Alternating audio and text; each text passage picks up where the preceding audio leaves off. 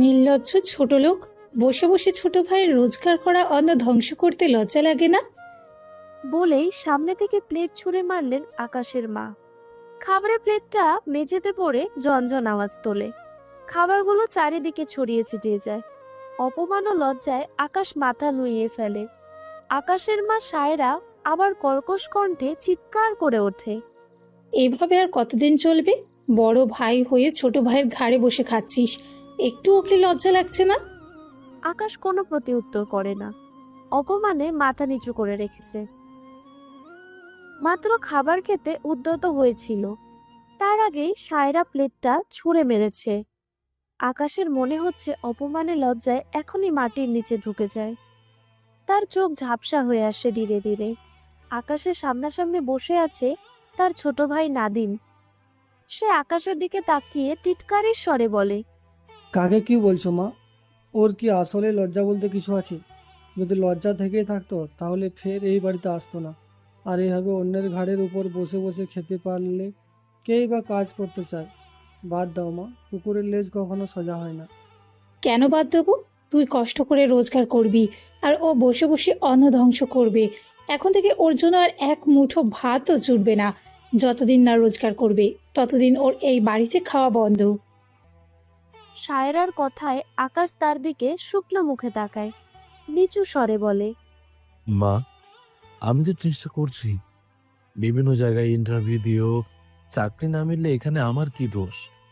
আমি তো চেষ্টায় কোনো কমতি রাখছি না।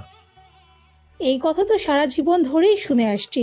তোর ছোট হয়ে তোর ভাই চাকরি বাকরি করে সংসার সামলাচ্ছে, আর তুই বসে বসে আমাদের ধ্বংস করছিস। তোর মতো ছেলে থাকার চেয়ে মরে যাওয়া শতগুণে ভালো। সায়রার শেষ কথাটা আকাশের বুকে গিয়ে দিতে সে কান্না মিশ্রিত কণ্ঠে বলে, শুধুমাত্র খাওয়ার জন্য তুমি আমাকে মরে যেতে বলছো? আকাশের এই প্রশ্নের জবাব দেয় নাদিম। সে সোজা সাপটা বলে, তোমার কাছে খাওয়াটা সাধারণ হলেও আমাদের কাছে নয়। এই দ্রব্যমূল্যের বাজারে জিনিসের দাম হয়তো তুমি জানো না, আর জানবেই বা কী হবে? কোনোদিন কি নিজের টাকায় বাজার করেছো নাকি? নাদিম, তুইও আমাকে এভাবে অপমান করছিস, অথচ কিছু বছর আগে আমি হাত খরচের টাকা বাঁচিয়ে টিউশনি করিয়ে সব টাকা তোকে দিতাম পড়াশোনা চালানোর জন্য। নাদিম আকাশের কথায় কিছুক্ষণ চুপ থাকে, তারপর তেজি গলায় বলে, এসব নাটক করে লাভ নেই। তুমি কি ভেবেছো তুমি এসব বলবে আর আমি তোমাকে খেতে দিব? তুমি যেমন আমাকে দিয়েছো, আমিও তোমাকে এতদিন বসে বসে খেতে দিয়েছি। আর না, এখন থেকে নিজের খাবার নিজের জোগাড় করবে। তোমার জন্য এই বাড়িতে এক মুঠো খাবারও জুটবে না। নাদিমের তেজি স্বর ও কষ্ট দিয়ে বলা কথাগুলোতে আকাশ ভেঙে পড়ে। তার দু চোখ বেয়ে অঝরে অশ্রু গড়িয়ে পড়ে। সে ভাঙা ভাঙা গলায় বলে, চিন্তা করিস না রে ভাই, আমি আর কখনো তোর উপার্জন করা খাবার খাবো না, চিন্তা করিস না। কথা বলতে বলতে আকাশ বসা থেকে উঠে দাঁড়ায়, হাতের উল্টো পিঠ দিয়ে চোখের পানি মুছে নিজের রুমে চলে যায়। সায়রা আকাশের কান্না দেখে মুখ ব্যাংক যায়। তারপর নাদিমকে মাছের বড় মাথাটা প্লেটে তুলে দিয়ে বলে, খা বাবা, পেট ভরে খা। তুই ছিলি বলে আজ আমরা খেয়ে দিয়ে বেঁচে আছি, নয়তো এই সংসার চালাতো কে? আর হ্যাঁ, চিন্তা করিস না, এটা আশ্রম না, এখানে কোনো কুকুর বেড়ালের খাবার জুটবে না। নাদিম মায়ের কথায় বাঁকা হাসে। হইচই হাসাহাসি করে খাবার শেষ করতে থাকে। আকাশ রুমে এসে দীর্ঘশ্বাস ফেলে। নিজেকে স্বাভাবিক করার আপ্রাণ চেষ্টা করতে থাকে, তবে পারে না। বারবার ঘটনাগুলো মাথা চড়ে উঠছে। আকাশের চোখ জোড়া আবারও ভিজে যায়। নিজের মা ছোট ভাই তাকে খাবারের জন্য এত এত অপমান করবে, এটা ভাবতেও পারছে না। আর একসময় সে এই ভাইয়ের জন্যই কত কিছু করেছে। হ্যাঁ, এটা ঠিক, সে প্রায় বছর খানেক ধরে চাকরি পাচ্ছে না, কিন্তু এর আগে সে টিউশন করেও বেশ মোটা অঙ্কের টাকা পেত। তখন আকাশ টাকাগুলো নিজের জন্য না রেখে সব পরিবার আর ভাইয়ের জন্য ভাইয়ের পেছনে খরচ করেছে। আর আজ তারাই তাকে এক মুঠো ভাতের জন্য এভাবে অপমান করছে। আকাশ কিভাবে নিজেকে সান্ত্বনা দেবে ভেবে পাচ্ছে না। সে মন খারাপ করে বসে থাকে রুমের মধ্যে। পেটে ক্ষুধায় চৌচো করছে। সকাল থেকে পেটে কিচ্ছু পড়েনি। দুপুর গড়িয়ে বিকেল হতে চলছে। এভাবে আর সে কতক্ষণ না খেয়ে থাকবে? এদিকে পকেটে একদম টাকা পয়সা নেই। চিন্তা ভাবনার মাঝেই আকাশের মনে পড়ে কিছু একটা। সে বসা থেকে উঠে দাঁড়ায়, রুম থেকে বের হয়ে যায়। উদ্দেশ্য পার্ক। ড্রয়িং রুমে বসে আছে নাদিম, সায়রা নাদিমের স্ত্রী খুশি এবং আকাশের বাবা আফজাল হোসেন। তাদের ক্রস করে যেতে নিলেই আফজাল আকাশকে থামিয়ে দেয়। আমো, আকাশ থেমে যায়, বাবার দিকে তাকিয়ে বলে, বাবা কিছু বলবে? কোথায় যাচ্ছ? একটু বাইরে যাচ্ছি। এছাড়া আর কাজ কি তোমার? সারাদিন শুধু এদিকে ওদিকে টই টই করে ঘুরে বেড়ানো। আর তাছাড়া করবেই বা কি? কিছু করার মতো যোগ্যতা কি তোমার আছে? আফজাল নাদিমকে দেখিয়ে ফের বলে, ওকে দেখেও তো কিছু শিখতে পারো। আরে ও তোমার ছোট হয়েও এত ভালো একটা চাকরি করছে, টাকা ইনকাম করছে, বিয়ে শাদী করে সংসার সামলাচ্ছে। আর তুমি না করছো চাকরি, আর না হচ্ছে বিয়ে। এমন অকর্মা ছেলেকে বিয়েই বা কে করবে? তোমার মতো সন্তানের জন্য আমি লজ্জিত। বাইরে বের হয়ে শান্তিমতো চলাফেরা করতে পারি না। সবাই তোমার জন্য আমাকে কথা শোনায়। তোমার মতো ছেলে থাকার চেয়ে মরে যাওয়াই শতগুণে ভালো। হয়তো ভালো একটা চাকরি করে টাকা রোজগার করো, নয়তো এই মুখ আর দেখিও না। একেবারে চোখের সামনে থেকে চলে গেলেই খুশি হব। একটা আপদ বিদায় হবে। বাবার কথায় আকাশ মাথা নিচু করে ফেলে। অপমানে লজ্জায় মাথা তোলার মতো শক্তি তার নেই। বেশ কিছুক্ষণ কেটে গেল, আফজাল আর কিছু বলে না। আকাশ ধীর কণ্ঠে বলে, আর কিছু বলবে বাবা? আফজাল আকাশের কথায় তার দিকে তাকায়, তাচ্ছিল্যর স্বরে বলে, তোমার মতো অকর্মাকে আর কি বা বলবো নতুন করে? এবার অন্তত একটু চাকরি বাকরির ব্যবস্থা করে নিজের মতো নিজেকে গুছিয়ে নাও। আরে নির্লজ্জের মতো ছোট ভাইয়ের আর কতদিন খাবে? আমি তো চেষ্টা করছি। প্রতিদিন এই একই কথা, চেষ্টা করছেই তো। হ্যাঁ, চাকরি কেন হচ্ছে না? পড়াশোনা শেখানোর সময় তো আমি কম খরচ করেই তোমার পেছনে। আকাশ জবাবে কিচ্ছু বলে না। খুশি আফজালকে বলে, কাকে কি বলছেন বাবা? হোনাকে এসব বলে কি কোনো লাভ আছে? এখন কথা শোনাবেন, তারপর রাত হলেই দেখবেন আবার সুরসুর করে খাবার টেবিলে হাজির। তার চেয়ে বরং যেটা বলতে থামিয়েছেন এটাই বলুন। হ্যাঁ, তুমি ঠিকই বলেছ। ওকে এসব বলে কিছুই লাভ নেই। আফজাল আকাশের দিকে তাকিয়ে বলে, আজকে বৌমার বাবা মা আমাদের বাড়িতে আসবে, রাতটা এখানেই থাকবে। তুমি তো জানোই আমাদের মাত্র 3টা রুম। সেই জন্য তোমার রুমে বৌমার বাবা মা আজকে থাকবে। তাহলে আমি কোথায় থাকবো বাবা? সেটা তো আমি জানি না। আজকে রাতটা না হয় বাইরে থেকে গেলে? রাতের বেলা বাইরে কোথায় থাকবো? রাস্তায় দোকানপাটে থাকলেই হলো। একটাই তো রাত। এটা তুমি বলতে পারলে বাবা?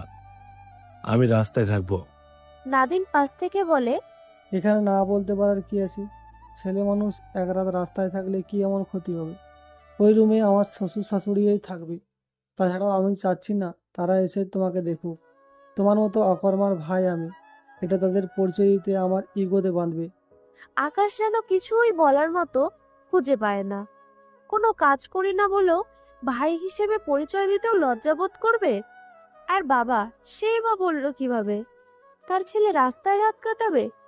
ঠিক আছে বাবা, তোমাদের কথা মতোই হবে। আমি আজকে রাতে বাসায় ফিরবো না, টেনশন করো না। আকাশ কোনো মতে কথাটা শেষ করতেই বাড়ি থেকে বের হয়ে আসে। সে আস্তে আস্তেই ভেতরে, আবার বাকিরা হাসতে হাসতে গল্প জুড়ে দিয়েছে। আকাশের ভীষণ কষ্ট লাগে। সে বেকার বলে এতটা নিচু হয়ে গেল সে, যে পরিবার ও তাকে সহ্য করতে পারে না।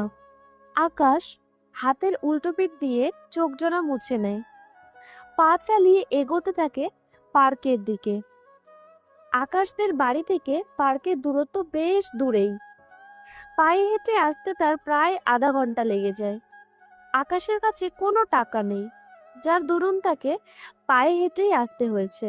সে ধীর পায়ে পার্কের মধ্যে ঢুকে পড়ে। চারিদিকে মানুষের আনাগোনা বেশ ভালোই। বাচ্চারা খেলাধুলা করছে, অনেকেই হাঁটাহাঁটি করছে, কেউ কেউ গল্প আড্ডায় মেতে উঠেছে। সকলের অগোচরে আকাশের চোখ যায় দূরের ব্রেঞ্চে বসে থাকা মানবীর দিকে। তাকে দেখে আকাশের মুখে হাসি ফুটে ওঠে। মেয়েটির নাম বর্ষা। আকাশ ও তার চেনা জানা বেশ কিছু মাস আগেই।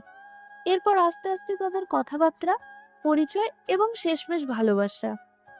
বর্ষা খুশির সৎ বোন। বর্ষার বাবা তার মাকে ডিভোর্স দেওয়ার পর তার বাবা সৈকত চৌধুরী আবার একটা বিয়ে করে। বর্ষা বেশি সময় তার বাবার সঙ্গেই থাকে, তবে তাদের মায়ের সঙ্গে নিয়মিত যোগাযোগ ও মাঝে মধ্যে দেখা হয়। বর্ষা নিজের পড়াশোনা শেষ করে চাকরি নিয়ে ব্যস্ত। সে নিজেকে নিজের মতো করে প্রতিষ্ঠিত করে গড়ে তুলতে চায়। সৈকত চৌধুরী পরবর্তীতে বিয়ে করলেও বর্ষার প্রতি তার ভালোবাসা কমেনি। এজন্য সে মেয়ের সকল আবদার পূরণ করে। বর্ষা বিয়ে করতে রাজি না হওয়ায় সৈকত চৌধুরী খুশির বিয়েই আগে দিয়ে দেয়। আর এই বিয়ের মাধ্যমে বর্ষা ও আকাশের চেনা জানা। আকাশ বর্ষার সামনে গিয়ে দাঁড়ায়। বর্ষা তাকে দেখে বলে, এতক্ষণে তোমার আসার সময় হলো? আমি সেই কখন থেকে অপেক্ষা করছি। সরি বর্ষা, আসতে একটু দেরি হয়ে গেল। আমি চেষ্টা করেছিলাম সময় মতো আসতে। আমি আসলেই খুব দুঃখিত। বর্ষা আকাশের হাত ধরে তার পাশে বসিয়ে দেয়। তারপর বলে, আচ্ছা থাক, এত সরি বলতে হবে না। আকাশ বর্ষার কথায় মুচকি হাসে। বর্ষা আকাশের দিকে কিছুক্ষণ তাকিয়ে থেকে বলে, আজকে তোমার ইন্টারভিউ দেওয়ার কথা ছিল, কি হলো? আকাশের হাসি থেমে যায়। সে নতজানু হয়ে বলে, এবারও আমার চাকরিটা হয়নি। আমি বুঝতে পারছি না প্রতিবার এমন কেন হচ্ছে। তবে বিশ্বাস করো বর্ষা, আমি সত্যি চেষ্টা করছি একটা চাকরির জন্য। বর্ষা কিছুটা চুপ হয়ে যায়। আকাশকে সান্ত্বনা দিয়ে বলে, মন খারাপ করো না, ধৈর্য ধরো, নিশ্চয়ই একদিন না একদিন ভালো কিছু হবে। দেখি আমার ভাগ্য আমাকে কোথায় নিয়ে দাঁড় করায়। আকাশ, তুমি আমাদের অফিসে কেন চাকরি করতে চাইছো না? তুমি চাইলেই আমি আব্বুকে বলে তোমাকে ভালো একটা পদে চাকরি পাইয়ে দেব। না বর্ষা, আমি তোমাদের অফিসে চাকরি করব না। এটা কেমন দেখায় তুমি বলো? যখন আমাদের বিয়ের কথা উঠবে তখনই বা কি বলবে? তুমি যার সাথে বিয়ে করতে চাইছো সে তোমাদের অফিসেরই একজন এমপ্লয়। আচ্ছা, করতে হবে না, তুমি অন্যদিকে চেষ্টা চালিয়ে যাও, নিশ্চয়ই কিছু না কিছু একটা হবে। বর্ষার কথায় আকাশ চুপ করে থাকে, কিছুই বলে না। বর্ষা আকাশকে খুঁটিয়ে খুঁটিয়ে দেখতে থাকে, তারপর বলে, তোমাকে আজ এমন লাগছে কেন? কি হয়েছে? বাসার কিছু হয়েছে? না, কিছু হয়নি। তুমি আমার থেকে কিছু লুকানোর চেষ্টা করছো। কি হয়েছে আমাকে বলো। আবার তোমাকে ওরা অপমান করেছে? না বর্ষা, তেমন কিছুই না। একদম মিথ্যা বলবে না। তোমার চোখের দিকে তাকালেই আমি বুঝতে পারি কিছু হয়েছে নাকি কিছু হয়নি। সত্যি করে বলো, আজকে কি হয়েছে? আকাশ আর বর্ষার জেদের সঙ্গে পেরে ওঠে না। সে সবটা খুলে বলে ধীরে ধীরে। বর্ষা সবকিছু শুনে হতবাক হয়ে যায়। একজন মা কিভাবে পারে ছেলের মুখের খাবার কেড়ে নিতে? তুমি বেকার বলে তোমাকে এভাবে সবসময় অপমান অপদস্থ করবে? তুমি কেন প্রতিবাদ করো না? কাকে প্রতিবাদ করব আমি বর্ষা? ওরা তো আমার শত্রু নয়, ওরা আমার নিজেরই লোক। আর তাছাড়াও ওদের সাথে লড়বো কিভাবে যখন আমি নিজেই চলেছি ওদের দয়ায়? তাই বলে এত কিছু সহ্য করবে? চাকরির পাশাপাশি তুমি অন্য কিছু একটা করো। অন্য কি করব? এই ধরো ছোটখাটো কোনো ধরনের ব্যবসা। অন্তত চাকরি পাওয়ার আগে পর্যন্ত তোমার নিজের খরচটা যেন চালাতে পারো। তুমি সহ্য করলেও এত অপমান আমি সহ্য করতে পারবো না। তুমি ওদের আর খাবে না, নিজে কিছু একটা করবে। কিন্তু ছোটখাটো ব্যবসা করতে হলেও টাকার প্রয়োজন। আমার কাছে তো কোনো টাকা নেই। আচ্ছা, আমি দেখছি। বর্ষা ওর হাতের ব্যাগটায় খোঁজাখুঁজি করে বেশ কিছু টাকা বের করে। সেগুলো আকাশের হাতে দিয়ে বলে, এখানে প্রায় 15,000 টাকা আছে। এগুলো দিয়ে তুমি কোনো একটা ব্যবসা শুরু করো। সবজি বিক্রি বা এমন টাইপের কিছু একটা। ওসব ব্যবসা করলে সবাই দেখবে, এমনকি তোমার বাবাও দেখবে। তোমার খারাপ লাগবে না? তুমি একজন ছোট ব্যবসায়ীর প্রেমিকা। না, আমার খারাপ লাগবে না। তুমি কাজ করছো, চুরি তো নয়। এখানে খারাপের কি আছে? আর বাবা দেখলেও পরবর্তীতে সমস্যা হবে না। আমার বাবা এরকম নয়। কিন্তু আর কোনো কিন্তু নয়। আকাশ আর কিচ্ছু বলে না। দূরে বর্ষার গাড়িটা দাঁড়িয়ে আছে। সে সবসময় গাড়িতেই চলাফেরা করে। এটা তার বাবার আদেশ। বর্ষা আকাশকে রেখে গাড়ির দিকে এগিয়ে যায় আর গাড়ি থেকে একটা খাবারের বাটি নিয়ে আবার আকাশের কাছে আসে। এর মধ্যে বিরিয়ানি আছে, আমি নিজে তোমার জন্য রান্না করেছি। খেয়ে দেখো তো কেমন হয়েছে। তাছাড়া তুমি তো কিছুই খাওনি এখনো। আকাশ কেমন ইতস্তত বোধ করে। বর্ষা সেটা খেয়াল করে, নিজেই খাবার তুলে আকাশকে খাইয়ে দেয়। ধীরে ধীরে রাতের গভীরতা বাড়তে থাকে। প্রায় মধ্যরাত। এক চায়ের দোকানে ছাউনির নিচে আশ্রয় নিয়েছে আকাশ। আজ রাতটা এখানেই পার করবে। আজকে তার বাড়িতে যাওয়া নিষেধ। সবকিছু বললেও আকাশ বর্ষাকে এটা বলেনি। বললে হয়তো সে থাকার মতো একটা ব্যবস্থা করে দিত, কিন্তু আকাশ সেটা চায় না। আকাশ যত সম্ভব চেষ্টা করে সবকিছু গোপন রাখার। বর্ষার থেকে সাহায্য নিতে সে ইতস্তত বোধ করে। দোকানের সামনে দুইটা কাঠের ব্রেঞ্চ পড়ে রয়েছে। আকাশ ব্রেঞ্চের উপর গিয়ে বসে। আজকে সে প্রথম এভাবে রাস্তায় রাত পার করছে। এর আগে কখনো এমন পরিস্থিতিতে পড়তে হয়নি। রাতের নিস্তব্ধতার সঙ্গে সঙ্গে আকাশের দুঃখগুলো বেড়ে চলেছে। মনে জমেছে এক রাশ অভিমান। কিন্তু এই অভিমান সে দেখাবে কাকে? যেখানে আপন মানুষগুলোই আজ তার বিপক্ষে, শুধুমাত্র সে আজ বেকার বলে। এত অবহেলিত। সে তো কম চেষ্টা করছে না। চেষ্টা করেও যদি ব্যর্থ হয়, এতে তার দোষটা কোথায়? আকাশের কাছে রয়েছে বর্ষার দেওয়া টাকাগুলো। সে মনে মনে সিদ্ধান্ত নেয় সকালে থেকেই যে কোনো একটা ব্যবস্থা করতে হবে। ছোটখাটো একটা ব্যবসা করতে হবে, নয়তো হবে না। আকাশের ভাবনার মাঝে তার কানে ভেসে আসে কিছু শব্দ, একজন মহিলার তর্কাতর্কির আওয়াজ, এছাড়াও কিছু পুরুষ মানুষের কণ্ঠ। আকাশ নড়ে চড়ে ওঠে। এই মধ্যরাতে এতগুলো কণ্ঠ কার হতে পারে? আস্তে আস্তে শব্দগুলো বাড়ছে। মনে হচ্ছে কোনো ঝামেলা তৈরি হয়েছে। আকাশ উঠে দাঁড়ায়, ছাউনি থেকে বের হয়ে আসে। দুই পাশে ফাঁকা শুনশান রাস্তা ছাড়া কিছুই চোখে বিধছে না। আকাশ হাঁটতে হাঁটতে রাস্তার শেষ প্রান্তে এসে পড়ে। খানিক দূরেই একটা সাদা মাইক্রো দাঁড়িয়ে রয়েছে। মাইক্রোর সামনে একজন মধ্যবয়স্ক মহিলা। বেশ কিছু বখাটে নেশাগ্রস্ত ছেলের সাথে তিনি তর্ক করছে।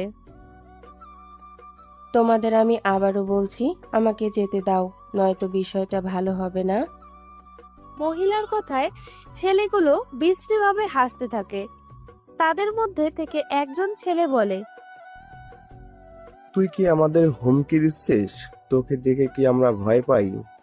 তোমরা হয়তো জানো না তোমরা কার সামনে দাঁড়িয়ে কথা বলছো। কোন বালরে তুই? আমরা তোকে ভয় পাই না। একদম নাটক বাদ দিয়ে যা বলছি তাই কর। কি কি আছে সব বের কর।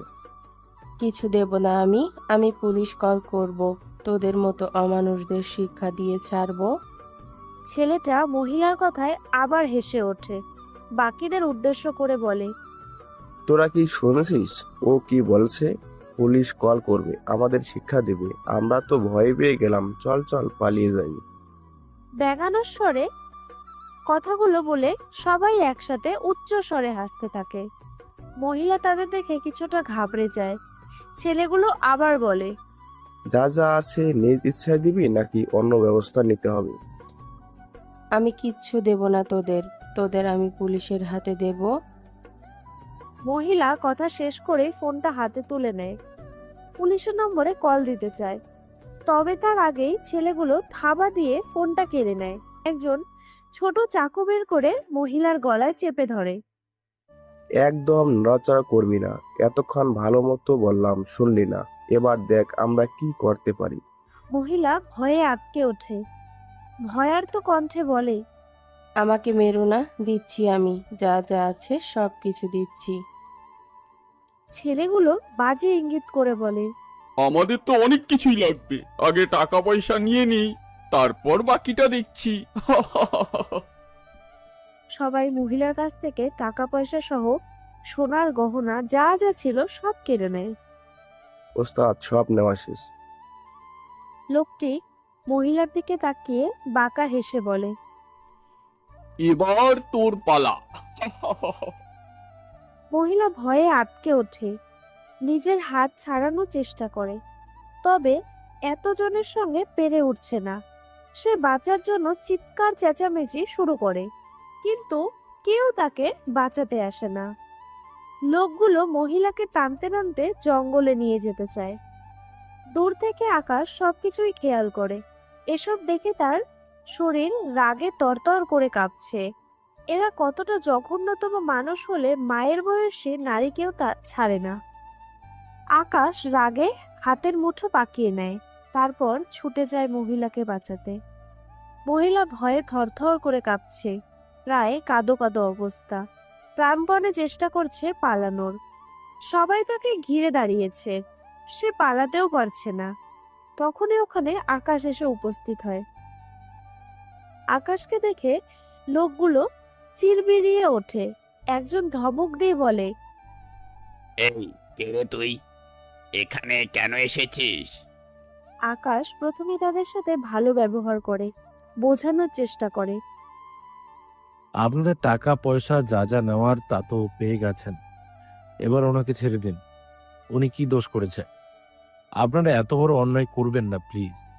আমরা কি করব না করব এটা কি তোর থেকে জানতে হবে? তুই কোথাকার কে? তোর সাহস হয় কিভাবে আমাদের কাজে বাগড়া দেওয়ার? নিজের জীবন বাঁচাতে চাইলে চলে যায় এখান থেকে। মহিলাকে না নিয়ে আমি কোথাও যাব না, ওনাকে ছেড়ে দিন। লোকটি এবার একটু ক্ষেপে যায়, বাকিদের চিৎকার করে বলে, এই শালাকে এখান থেকে বিদায় কর। বাকিরা আকাশের দিকে এগিয়ে আসতে থাকে, তাকে কলার চেপে ধরে নিয়ে যাওয়ার চেষ্টা করে। আকাশ এবার আর থামে না, মুঠো পাকিয়ে জোর কষে ঘুষি বসায় লোকটির নাক বরাবর। সে কলার ছেড়ে নিজের নাক চেপে ধরে, নাক ফেটে গলগল করে রক্ত পড়ছে। বাকিরাও আকাশের ওপর ঝাঁপিয়ে পড়ে, তাদের মধ্যে মারামারি শুরু হয়। আকাশ একাই তাদের কুপকাত করে ফেলে। মুহূর্তে সবাই রাস্তার মাঝে ছড়িয়ে ছিটিয়ে পড়ে। লোকগুলো নেশাগ্রস্ত হওয়ায় আকাশের সঙ্গে পেরে ওঠে না। মহিলাকে ধরে রাখা লোকটি আকাশের দিকে এগিয়ে আসে, পেছন থেকে আকাশের হাতে চাকু দিয়ে আঘাত করে। আকাশ আর্তনাদ করে পেছনে তাকায়, চাকুর আঘাতে সামান্য ক্ষত হয়েছে।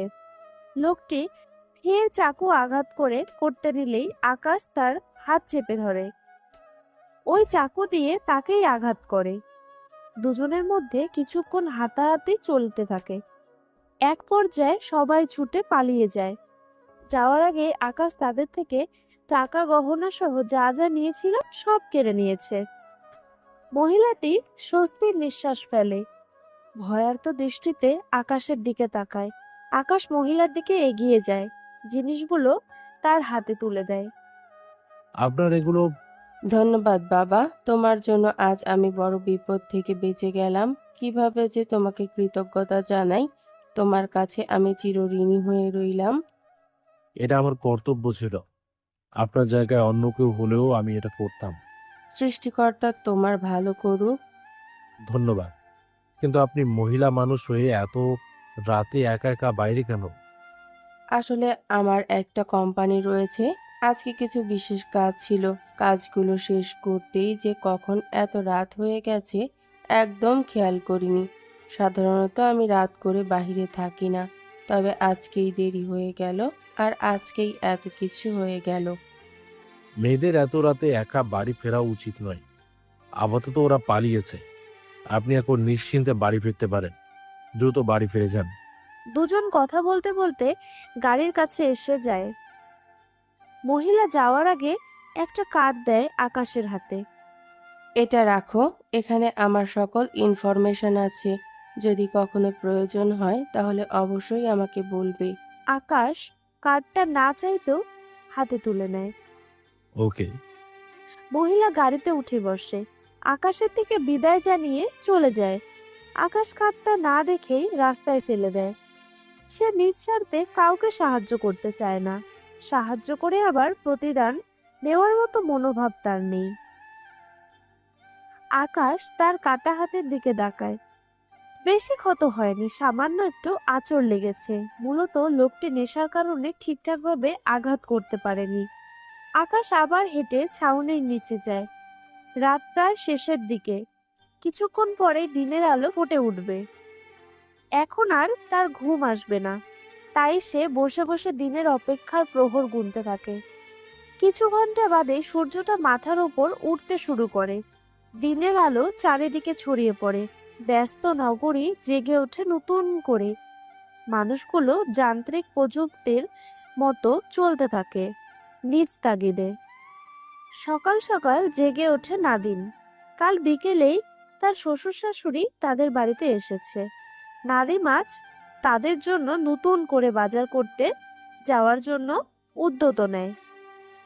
খুশি এসে বাজারের লিস্টটা নাদিমের হাতে তুলে দিয়ে বলে, বাবা বড় কাতলা মাছের মাথা খেতে পছন্দ করে, তুমি একটা বড় দেখে মাছ কিনবে মনে করে। আচ্ছা, চিন্তা করো না, আমি মনে করে কিনে আনবো। আচ্ছা তাড়াতাড়ি যাও, তুমি ফিরলেই রান্না শুরু করব। নাদিম মাথা নাড়িয়ে হ্যাঁ জানায়। তারপর বাজারের ব্যাগ নিয়ে রুম থেকে বাইরে বের হয়ে আসে। বাইরে বের হয়ে দেখা হয় সৈকত চৌধুরীর সঙ্গে। আসসালামু আলাইকুম বাবা। ওয়ালাইকুম আসসালাম। কোথায় যাচ্ছ এই সকালবেলা? এই তো কিছু বাজার করার ছিল, এই জন্য বাজারে যাচ্ছি। ও, তা এখানে থেকে বাজার কত দূর? বেশি দূরে না, সামান্য খানিক দূরত্ব। তাহলে চলো, আমিও যাই। আপনি? হ্যাঁ, আমি। তোমাদের এই ছোট্ট বাড়িতে দম বন্ধ হয়ে আসছে। এর চেয়ে বাজারে গিয়ে একটু শান্তিতে নিঃশ্বাস নেওয়া যাবে অন্তত।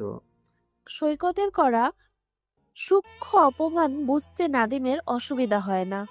সে যে বাড়ি নিয়ে অপমান করছে তা ভালোই বুঝতে পারছে, তবুও সে কিছু বলে না। এটা নতুন নয়, সৈকত চৌধুরী এরকমই। যখন সুযোগ পায় তখনই এটা ওটা নিয়ে ছোট ছোট করে কথা বলে। মূলত সে নাদিমের সঙ্গে খুশির বিয়ে দিতেও রাজি ছিল না। তাদের প্রেমের সম্পর্ক ছিল, খুশির জেদের কারণেই বিয়ে দিতে বাধ্য হয়েছে। নাদিম আর কথা বাড়ায় না। ঠিক আছে, আপনি যখন চাইছেন তবে চলুন। সৈকত চৌধুরী বাজারের উদ্দেশ্যে নাদিমের সঙ্গে বাড়ি থেকে বের হয়ে আসে। দুজনে মিলে হাঁটতে থাকে। কিছু দূর যেতেই সৈকত চৌধুরী নাদিমকে বলে, আমি এভাবে হেঁটে যেতে পারবো না। আমার সম্মান বলে কিছু একটা আছে। তুমি সিএনজি রিজার্ভ করো। বাবা, আমরা তো প্রায় চলে এসেছি, আর 2 মিনিটের রাস্তা, এতটুকুর জন্য সিএনজি লাগবে না। 2 মিনিট হোক বা 1 মিনিট, আমি আর এক পাও হাঁটতে পারবো না। যেটা বলেছি তাই করো। সবাই তো আর তোমাদের মতো পায়ে হেঁটে অভ্যস্ত নয়। নাদিম এদিকে ওদিকে সিএনজি খোঁজে, অবশেষে পেয়ে গেলে দুজনেই তাতে উঠে বসে। সৈকত প্রত্যেক পদে পদে নাদিমকে ছোট করে কথা বলতে থাকে। নাদিম মুখ বুজে সবকিছু সহ্য করে যায়। এর পেছনে কারণও আছে, কিছু বললেই খুশি আবার নতুন করে ঝামেলা তৈরি করবে। কিছুক্ষণের মধ্যেই দুজনে বাজারে এসে পৌঁছয়। নাদিম একে একে লিস্ট অনুযায়ী বাজার করতে থাকে। সৈকত এদিকে ওদিকে তাকিয়ে দেখতে থাকে। সবকিছু নেওয়া হয়ে গেলে নাদিম সৈকতকে বলে, বাবা, এবার শুধু মাছ নেওয়া বাকি। মাছ নিতে হলে আমাদের মাছ বাজারে যেতে হবে। আপনি এখানে থাকুন, আমি গিয়ে নিয়ে আসি। কেন?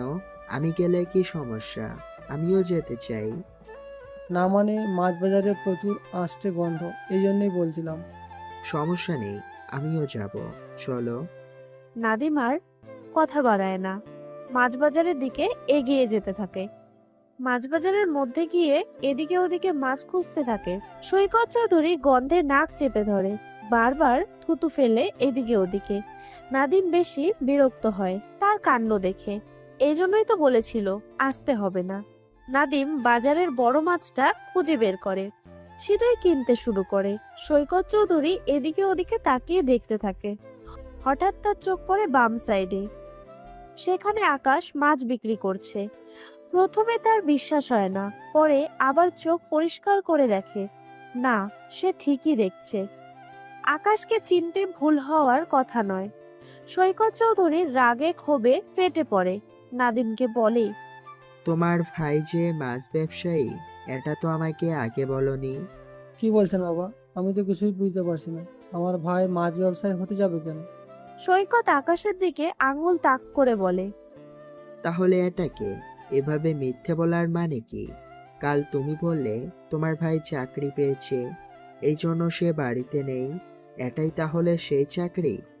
নাদিম আকাশকে এ অবস্থা দেখে চমকে ওঠে। সে তো নিজেও জানতো না আকাশ মাছ ব্যবসায়ী। এটা ঠিক, কাল সে মিথ্যে বলেছিল যে আকাশ চাকরি করে। নাদিম এখন বুঝতে পারছে না সে কি জবাব দেবে। নাদিম আমতা আমতা করে বলে, না মানে বাবা। সৈকত নাদিমকে ধমক দিয়ে বলে, রাখো তোমার মানে তোমাদের মতো থার্ড ক্লাস ফ্যামিলিতে আমার মেয়েকে বিয়ে দেওয়াই সবচেয়ে বড় ভুল। তোমার একটা ভালো চাকরি আছে বলে তবুও রাজি হয়েছিলাম। যদি সবাই জানে আমার মেয়ের শ্বশুর বাড়ির লোক মাছ ব্যবসায়ী, তাহলে কি আমার মান সম্মান থাকবে? লোকে কি বলবে? আমি এত বড় একজন মানুষ হয়ে মাছ ব্যবসায়ীর ভাইয়ের সাথে মেয়ের বিয়ে দিয়েছি। সি, ভাবতেই আমার ঘৃণা লাগছে। আর এক মুহূর্ত নয় তোমাদের বাড়িতে। আমি এখনই বাড়ি ফিরে যাব। বাবা মাথা গরম করবেন না, আমরা কেউই জানতাম না ভাইয়া মাছ ব্যবসায়ী। শুনুন বাবা। বাবা। সৈকত চৌধুরী নাদিমের কোনো কথাই শোনে না। বাজার থেকে বের হয়ে চলে যায়। নাদিম আকাশের দিকে তাকায়। আকাশকে দেখতেই তার চোয়াল শক্ত হয়ে আসে।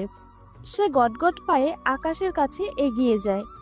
আকাশ নাদিমকে এখানে দেখে বলে, আরে ভাই নাদিম, তুই এখানে বাজার করতে এসেছিস?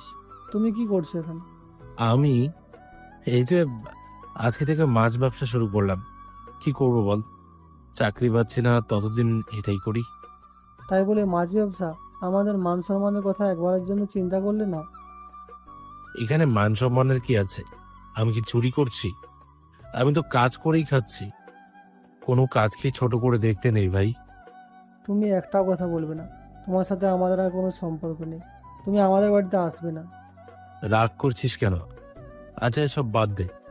মা তো ইলিশ মাছ পছন্দ করে, তুইও ইলিশ মাছ খেতে পছন্দ করিস। বাড়ির জন্য মাছ নিয়ে যা। তোমার মাছ তুমিই খাও। নাদিম আর এক মুহূর্ত ওখানে দাঁড়ায় না, রাগ দেখিয়ে চলে যায়। আকাশ কিছুক্ষণ নাদিমের যাওয়ার পানে তাকিয়ে থাকে, ফের ব্যবসায় মনোযোগ দেয়। সৈকত চৌধুরী রাগে গজগজ করতে করতে বাড়ি ফিরে আসে। এসেই স্ত্রীকে ডাকাডাকি শুরু করে দেয়। কামিনী, কামিনী, কোথায় তুমি? তাড়াতাড়ি বাইরে এসো। এখনই আমরা এ বাড়ি থেকে চলে যাব। আর এক মুহূর্ত এখানে থাকবো না। সৈকতের চিৎকারে বাড়ির সবাই বের হয়ে ড্রয়িং রুমে আসে। সবাই অবাক হয়ে যায় সৈকতের কাণ্ডে। সে রেগে গেল কেন কিছুই বুঝতে পারছে না। বাবা, কি হয়েছে তোমার? রেগে আছো কেন? কি হতে বাকি আছে আর? আমরা তো কিছুই বুঝতে পারছি না। হ্যাঁ ভাই সাহেব, কি হয়েছে খুলে বলুন, আমরা তো কিছুই বুঝতে পারছি না। নতুন করে আর কি বলবো আপনাদের?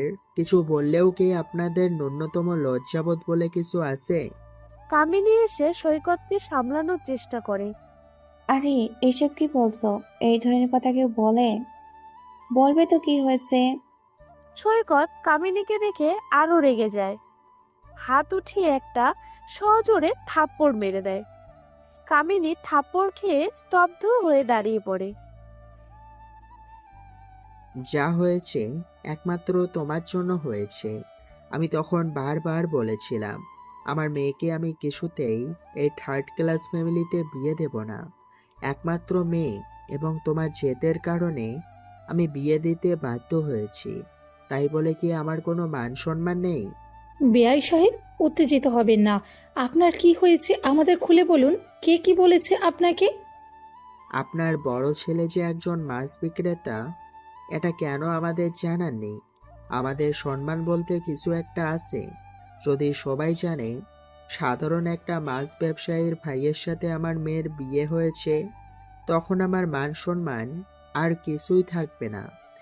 আপনি কি আকাশের কথা বলছেন? আকাশ মাছ বিক্রি করে? হ্যাঁ, আপনার বড় ছেলে আকাশের কথাই বলছি।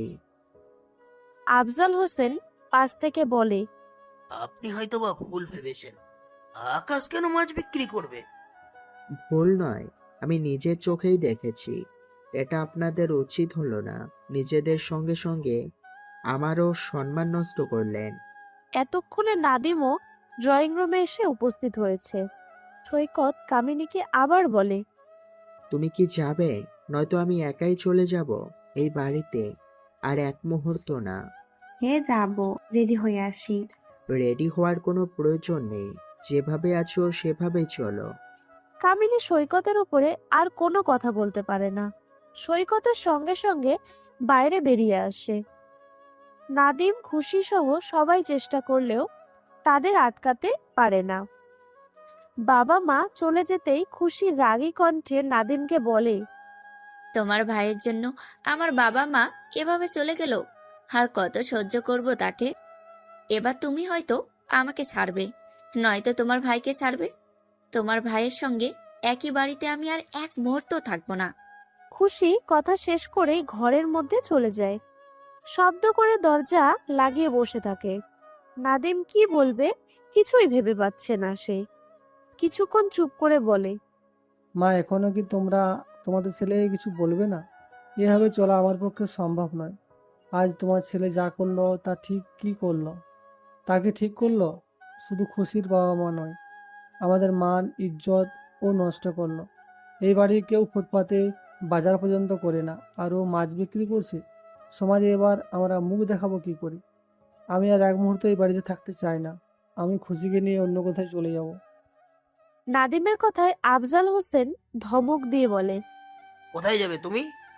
তুমি কেন যাবে? যে দোষ করেছে সে যাবে। আজ ও শুধু বাড়ি আসুক। মাথা ঠান্ডা কর নাদিম, আর শুধু ওকে বাড়ি আসতে দে। আজ একটা রফা দফা করেই ছাড়বো। তুই টেনশন করিস না, বৌমাকে গিয়ে শান্ত কর। দেখো, যা ভালো মনে করো, তবে একটা কথা মাথায় রাখবে, আমি ওর সাথে একই বাড়িতে থাকতে পারবো না। নাদিম কথা শেষ করে পা চালিয়ে বাড়ির মধ্যে চলে যায়। খুশিকে দরজা খোলার জন্য বলতে থাকে। আফজাল হোসেন ও সায়েরা একে অপরের দিকে তাকায়। দুজনেই আকাশের প্রতি চরম বিরক্ত। বারান্দার দোলনায় পা ঝুলিয়ে বসে আছে বর্ষা। তাদের বাড়িটা 2 তলা, দৈর্ঘ্য প্রস্থে বিশাল বড়। তবে এই বিশাল বাড়িতে সদস্য মাত্র 3 জন, সৈকত চৌধুরী, কামিনী এবং বর্ষা। এছাড়া বাড়িতে মানুষ বলতে কিছু মেইড। বর্ষা নাস্তা করে মাত্রই বারান্দায় বসে, তার হাতে নেল পলিশের কৌটা। গাঢ় লাল রঙের নেল পলিশ লাগাতে ব্যস্ত সে। তার সবচেয়ে প্রিয় রং গাঢ় লাল, এজন্যই পোশাক থেকে শুরু করে সবকিছুই সে লাল রঙের ব্যবহার করতে স্বস্তি পায়। বর্ষা নেল পলিশ লাগাতে শুরু করে। এমন সময় সৈকত চৌধুরীর গাড়িটা এসে থামে চৌধুরী বাড়িতে। গাড়ি থেকে বেরিয়ে আসে সৈকত চৌধুরী। এদিকে ওদিকে না তাকিয়ে গটগট করে ফেরতে চলে যায়। বর্ষা এই সময় বাবাকে এখানে দেখে অবাক হয়, কারণ তাদের আসার কথা ছিল বিকেল বেলা। বর্ষা বসা থেকে উঠে দাঁড়ায়, তারপর সিঁড়ি বেয়ে নেমে আসে ড্রয়িং রুমে। সৈকত চৌধুরী এসে সোফায় বসে পড়ে। এসিটা অন করে সোফায় গা এলিয়ে দেয়। রাগে তার শরীর থরথর করে কাঁপছে। কামিনী দূরে দাঁড়িয়ে ভয়ার্ত দৃষ্টিতে বারবার তাকাচ্ছে সৈকত চৌধুরীর দিকে। তার গালে থাপ্পড়ের দাগটা এখনো জ্বলজ্বল করছে। কামিনী সৈকতকে বরাবরই জমের মতো ভয় পায়, আর এই জন্যই বর্ষাকে সহ্য করে আসছে, নয়তো কবে বিদায় করে ছাড়তো। সৈকত গলা ফাটিয়ে বাড়ির কাজের লোককে ডাকে, রহিমা, রহিমা। সঙ্গে সঙ্গে রহিমা সৈকতের সামনে হাজির হয়ে যায়। জি সাহেব, বলুন, কি লাগবে?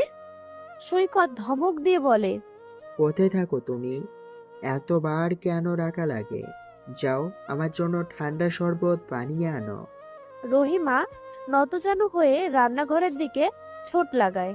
কিছুক্ষণের মধ্যে ঠান্ডা শরবত বানিয়ে হাজির হয়। শরবত পান করে সৈকত কিছুটা স্থির হয়। বর্ষা সিঁড়ি বেয়ে নেমে আসে, বাবার কাছে বসে বলে, বাবা, এত তাড়াতাড়ি ফিরে এলে যে? তোমাদের তো বিকেলে ফেরার কথা ছিল। আর এত রেগে আছো কেন তুমি? রাখবো নাই বা কেন? মেয়েটার ওই খ্যাত বাড়িতে বিয়ে দিয়ে আমার মান সম্মান রফা দফা এতদিন যতটুকু ছিল, আজকে সেটাও ঘুচে দিল। কি হয়েছে খুলে বলবে কি? আরে, পুষির একটা অকর্মা ভাসুর আছে না, ওই যে নাম কি যেন? আকাশ? হ্যাঁ, ওই আকাশ। কি হয়েছে আকাশের? আমি যখন ওদের বাড়ি গেলাম তখন শুনলাম ওর একটা ভালো চাকরি হয়েছে। আজকে সকালে বাজারে গিয়ে দেখি ও বাজারে মাছ বিক্রি করছে। বুঝতে পেরেছিস কতটা নিচু পরিবার ওরা? কোথায় আমরা আর কোথায় ওরা? কতটা নিচু হলে মানুষ মাছ বিক্রি করতে পারে? এখানে নিচু হওয়ার কি আছে? মাছ বিক্রি কি খারাপ কিছু? আর এই জন্য তুমি রেগে আছো? রাখবো না কেন? কত বড় বড় নেতাদের সঙ্গে আমাকে চলাফেরা করতে হয়, সেটা কি ওরা জানে? সবাই যখন জানবে আমার মেয়ের শ্বশুরবাড়ির লোকেরা মাছ বিক্রেতা, তখন কি আমার সম্মান থাকবে? এখানে সম্মান থাকার না থাকার কি আছে? সে তো চুরি করছে না, কাজ করেই খাচ্ছে। এখানে সম্মান যাওয়ার মতো কিছুই তো আমি দেখতে পাচ্ছি না। তুই এসব বুঝবি না। আমি সৈকতের কথার মাঝেই তার ফোনটা বেজে ওঠে। সৈকত কথা থামিয়ে ফোন বের করে বসা থেকে উঠে চলে যায়। কিছুক্ষণ পর কথা শেষ করে আবার বর্ষার কাছে আসে।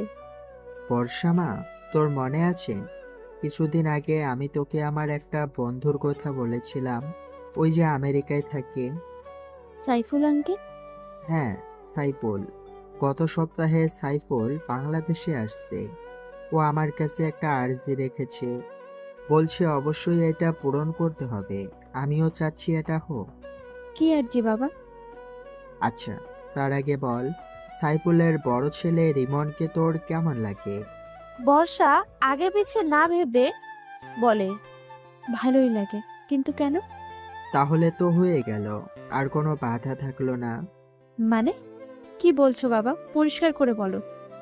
সাইফুলের বড় ছেলে রিমন, তুই তো দেখেছিস ছেলেটাকে। ছেলেটা অনেক ভদ্র, নিজের বিজনেস আছে। সাইফুল চাচ্ছে রিমনের সাথে তোর বিয়ে হোক। আমিও না করতে চাইছি না, আশা করি তুই না করবি না। সৈকতের কথায় বর্ষার মাথায় আকাশ ভেঙে পড়ে। কি বলবে ভেবেই পাচ্ছে না। আবার বিয়ে নিয়ে পড়ে আছো বাবা? তোমাকে কতবার বলেছি আমি আগে পড়াশোনা শেষ করতে চাই। বিয়ের পরেও পড়াশোনা করতে পারবি, এবার আর কোনো বাহানা নয়। আর এবার বিয়ে নিয়ে আমি আর কারো কথায় শুনবো না। একবার শুনে এখন তো টের পাচ্ছি, তোর বিয়ে হবে আমার পছন্দ করা ছেলের সাথে। বর্ষা নির্বাক হয়ে যায়। এই কোন পরিস্থিতিতে পড়লো সে? আর আজকে সৈকত চৌধুরী এমনিতেই আকাশের জন্য ক্ষিপ্ত। এখন যদি আকাশের কথা বলে তাহলে তো বাড়িতে কুরুক্ষেত্র তৈরি হবে। বর্ষা ভারী নিঃশ্বাস ফেলে। আপাতত আকাশের বিষয় নিয়ে কথা বলে না। দমে যায়। দুপুর গড়িয়ে যায়। চারিদিকে সূর্যের কঠিন উত্তাপ। আকাশ ব্যস্ত থাকে, দোকান ডাকতে শুরু করে। আজকে তার প্রথম ব্যবসা। প্রথম দিনে ব্যবসা খুব ভালো হয়েছে। যতগুলো মাছ এনেছিল সব বিক্রি হয়ে গেছে। বেশ কিছু টাকা লাভ হয়েছে। আকাশ তো ভেবেছিল সে পারবেই না, বিক্রি হবে কি না। ব্যবসায় উন্নতি দেখে আকাশের মুখে হাসি ফুটে ওঠে। দোকান বন্ধ করা হয়ে গেলে সে পাশে রাখা মাছগুলো হাতে তুলে নেয়। তার দোকানের সবচেয়ে বড় বড় কিছু ইলিশ মাছ আকাশ রেখে দিয়েছে। এগুলো তার মা ও ভাইয়ের জন্য। সায়রা এবং নাদিম ইলিশ মাছ খুব পছন্দ করে। আকাশ মাছগুলো নিয়ে খুশি মনে হাঁটতে শুরু করে। মনে মনে সে খুব খুশি হয়। ভাবে মাছগুলো দেখে হয়তো তার মা আজকে খুব খুশি হবে। তার চেয়ে বেশি খুশি হবে এটা ভেবে যে আজ থেকে তার ছেলে আর বেকার নয়, রোজগার করা শিখে গেছে, যেভাবেই হোক টাকা ইনকাম করছে। আকাশ খুশিতে আত্মহারা হয়ে ওঠে, মনে মনে ভেবেও নেয় আজকে তার প্রথম উপার্জনের টাকায় বর্ষাকে কিছু গিফট করবে। যার জন্য এত দূর, তাকে তো কিছু দিতেই হয়। তাছাড়াও আকাশ এ পর্যন্ত বর্ষাকে কখনো কিচ্ছু দেয়নি, উল্টো তার থেকে নানান সাহায্য সুবিধা নিয়েছে। ভাবনার মাঝে আকাশ বাড়ি পৌঁছে যায়, উচ্ছ্বাসিত হয়ে বাড়ির ভেতরে প্রবেশ করে। মা, মা, কোথায় তুমি? দেখো তোমার জন্য আমি কি নিয়ে এসেছি, তাড়াতাড়ি বাইরে এসো। আকাশের চিৎকারে সায়রা বেগম বাইরে বের হয়ে আসে, মুখ ভেঙচিয়ে বলে, এইভাবে ষাঁড়ের মতো চিৎকার করছিস কেন? নাদিম ঘুমোচ্ছে, ছেলেটা একটু আগেই ঘুমিয়েছে, এখন কি তোর জ্বালায় ঘুমাতেও পারবে না? ভেতর থেকে আফজাল হোসেনও বেরিয়ে আসে, আকাশকে ধমক দিয়ে বলে, এভাবে চিৎকার করছো কেন? এখানে ভদ্র মানুষেরা থাকে, তোমার মতো জঙ্গলি জানোয়ারেরা নয়। মা বাবার দেওয়া অপমানে আকাশ মাথা নিচু করে ফেলে, দু পা এগিয়ে এসে ধীর কণ্ঠে বলে, তোমার জন্য বাজার থেকে বড় ইলিশ মাছ এনেছিলাম, এজন্যই আনন্দে একটু জোরেই ডেকে ফেলেছি। জানো তো মা, এগুলো আমার প্রথম রোজগারের। সায়রা নাক ছিটকে পেছনে চলে যায়। ছি ছি ছি, একদম গায়ের মধ্যে আসবি না। ছি, তোর শরীর থেকে কি আষ্টে গন্ধ আসছে। উয়াক, থু। আর এইসব মাছ কে আনতে বলেছে? আমি কি তোকে আনতে বলেছি? আকাশ কিছু বলতে নিলে আফজাল হোসেন তাকে থামিয়ে দিয়ে বলে, তোমার প্রথম রোজগারটা কি এই মাছ বিক্রি? হ্যাঁ বাবা। আফজাল রাগী চোখে তাকায় আকাশের দিকে, তারপর চিৎকার করে বলে, এতটা নিচে নামতে তোমার একটু বিবেকে বাঁধলো না? কোনোদিন দেখেছো আমাদের বংশের কেউ এসব করেছে? আমাদের একটা সম্মান আছে, তুমি সেটাও ধুলোয় মিশিয়ে দিলে। একমাত্র তোমার জন্য আমাদের সংসারে এত অশান্তি। আকাশ আফজাল হোসেনের কথায় অবাক হয়ে যায়, সে ভেবেছিল এগুলো শুনে তারা খুশি হবে। কিন্তু বাবা, এতে সম্মান যাওয়ার কি আছে? আমি তো চুরি করছি না, মাছ বিক্রি করা কি খারাপ কিছু? আমি তো শুধু টাকা ইনকাম করতেই চেয়েছিলাম। টাকা ইনকাম করার নেশায় তুমি এতটা নিচে নেমে যাবে? পরিবারের দিকেও একবারও দেখবে না? তুমি জানো তোমার জন্য আমাদের কতটা নিচে নামতে হচ্ছে? এখন সবাইকে বলবো কিভাবে আমার ছেলে একজন সাধারণ মাছ বিক্রেতা? আমার কথা না হয় বাদই দিলাম, অন্তত তোমার ছোট ভাইয়ের দিকেও তো একটু তাকাতে পারতে। ও কত বড় একটা চাকরি করছে, সমাজে কত বড় নাম ডাক, বড় বড় নেতাদের সঙ্গে উঠা বসা করে। ও এখন কিভাবে পরিচয় দেবে যে ও একজন মাছ বিক্রেতা, তার বড় ভাই? হ্যাঁ, এই রোজগারের চেয়ে তো বসে বসে খাওয়াই আরো বেশি ভালো ছিল। আফজাল হোসেনের কথায় আকাশ স্তব্ধ হয়ে যায়, সে আর কি বলবে, কিছুই বুঝতে পারছে না, কিছু বলার মতো তার ভাষা নেই। বাবা, আমি মাছ বিক্রি করি বলে তোমাদের আমার পরিচয় দিতেও সম্মান নষ্ট হয়ে যাবে। যারা মাছ বিক্রি করে তারা কি মানুষ নয়? তারা অবশ্যই মানুষ, তবে তারা অত্যন্ত নিম্ন শ্রেণীর মানুষ। আমাদের বংশের মধ্যে এতটা নিচু স্তরের কেউ নেই। তুমি শুধু আমাদেরই নয়, তুমি আমাদের সম্পূর্ণ বংশের মুখে চুনকালি লাগিয়ে দিলে। মানুষের পজিশন নিয়ে সবসময় বিচার করতে নেই বাবা। আসল কথা, আমরা সবাই মানুষ, আর মূল্যবোধ, ব্যবহার, আচার আচরণই সম্মানের প্রতীক। এসব টাকা পয়সা নয়। তোমার এই থার্ড ক্লাস চিন্তা ভাবনা তোমার কাছেই রাখো। এখন টাকাই সব, সম্পত্তি সব। তুমি কাজটা একদমই ঠিক করোনি। কিন্তু আমার মনে হচ্ছে না আমি কোনো ভুল করেছি। কথাটা আকাশ তেজের সঙ্গেই বলে। আকাশের কথা শুনে সায়রা বলে, দেখেছো কতটা বেয়াদব, একই তো ভুল করেছে, তার উপর আবার মুখে মুখে তর্ক করছে। কিন্তু মা, এখানে আমার ভুল কোথায়? মাছ বিক্রি করা কি দোষের? আমি কষ্ট করে রোজগার করছি, এতে খারাপের কি আছে? আর সম্মান যাওয়ারই বা কি আছে? আফজাল হোসেন ও আকাশের কথা শব্দে নাদিমের ঘুম ভেঙে যায়। নাদিম ও খুশি বাইরে বের হয়ে আসে। নাদিম আকাশের দিকে তাকিয়ে বলে, যার কোনো সম্মানই নেই সে কিভাবে বুঝবে সম্মানের কদর? নাদিম, তুই ভুলে যাস না আমি তোর বড় ভাই। বড় ভাইয়ের সাথে কিভাবে কথা বলতে হয় সেটাও জানিস না। বাবা কি তোকে এই শিক্ষা দিয়ে বড় করেছে? বাবা তো তোমাকেও সুশিক্ষা দিয়ে বড় করেছিল। কই, তার তো বিন্দুমাত্র নমুনা আমি তোমার মাঝে দেখছি না। তুমি কতটা নিচু হলে এমন একটা কাজ করতে পারো? তোদের কথা শুনে আমি আশ্চর্য হয়ে যাচ্ছি। এমন ভাবে বলছিস যেন আমি বড়সড় কোনো অন্যায় করে ফেলেছি। পাশ থেকে খুশি চিরবিরিয়ে বলে, এত নিচে নেমেও আপনার মনে হচ্ছে না আপনি অন্যায় করেছেন? আপনার তো সম্মান নেই। এই বাড়ির যতটুকু আছে সেটাও শেষ করতে উঠে পড়ে লেগেছেন। আপনার জন্য আমার বাবা রাগ করে এ বাড়ি থেকে চলে গিয়েছে। খুশির কথায় আকাশ অবাক হয়ে যায়। আমার জন্য? কেন, কি হয়েছে?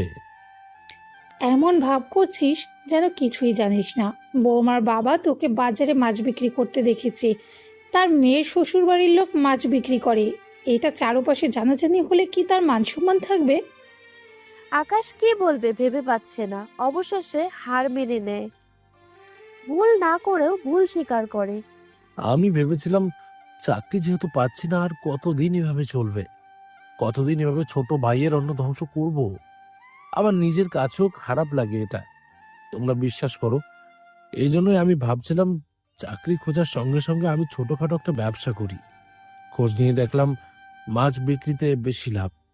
আমি সত্যি ভেবেছিলাম যদি রোজগার করি, কিছুটা টাকা তোমাদের হাতে তুলে দিতে পারি, তাহলে তোমরা খুশি হবে। একমাত্র তোমাদের মুখে হাসি ফোটাতেই আমি এসব করেছি। বিশ্বাস করো বাবা, বিশ্বাস করো মা, আমি জানতাম না বা এভাবে কখনোই ভেবে দেখিনি যে আজকাল মাছ বিক্রি করলেও সম্মান চলে যায়। কারণ কোনো পেশাই আমার কাছে ছোট মনে হয় না। যাই হোক, আমি আমার ভুল স্বীকার করছি। আমাকে এবারের মতো মাফ করে দাও। আর কখনো তোমাদের সম্মান হানির কারণ হয়ে দাঁড়াবো না।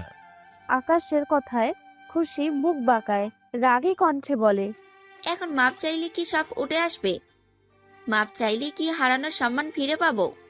আর কতদিন এমন ভুল করবেন আর মাপ চাইবেন? আমি আপনার এসব ধরনের ব্যবহারে অতিষ্ঠ হয়ে উঠেছি। একে তো ভাইয়ের কাঁধে বসে বসে অন্ন গিলবেন, আবার ভাইয়ের সম্মান হানিতেই উপচে পড়বেন। আমি কিছুতেই এসব সহ্য করব না। হ্যাঁ মা, আমিও তোমার বৌমার সঙ্গে একমত। আমার পক্ষে আর ভাইয়ার সঙ্গে একই সাথে নিচে বসবাস করা সম্ভব না। অনেক হয়েছে, আর পারছি না আমি। তুমি আজ আমাদের দুজনের মাঝে যে কোনো একজনকে বেছে নিন। এই বাড়িতে হয়তো তোমার ছেলে থাকবে, নয়তো আমরা থাকবো। যদি তোমার বড় ছেলে এই বাড়িতে থাকে, তাহলে আমি এবং খুশি এই বাড়ি ছেড়ে চলে যাব। কাউকে কোথাও যেতে হবে না। যার জন্য এত কিছু, সে গেলেই সে যাবে। এই বাড়িতে আর আকাশ থাকবে না।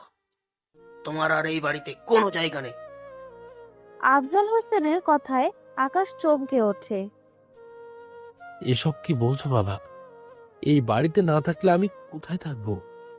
তুমি তো ভালো করে জানো এই বাড়ি ছাড়া এই শহরে আর কোথাও আমার থাকার মতো জায়গা নেই।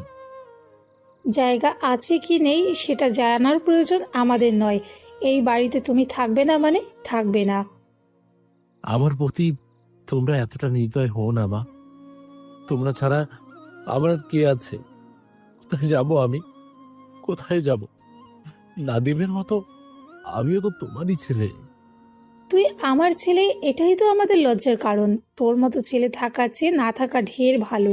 এত কিছু জানতে বা শুনতে চাচ্ছি না। এই বাড়িতে তুমি থাকবে না, মনে থাকবে। কোথায় যাবে, কোথায় থাকবে, এসব জানার প্রয়োজন মনে করি না।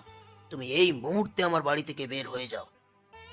আকাশ এবার কিছুটা জেদি গলায় বলে, তুমি আমাকে বের করে দিতে পারো না বাবা।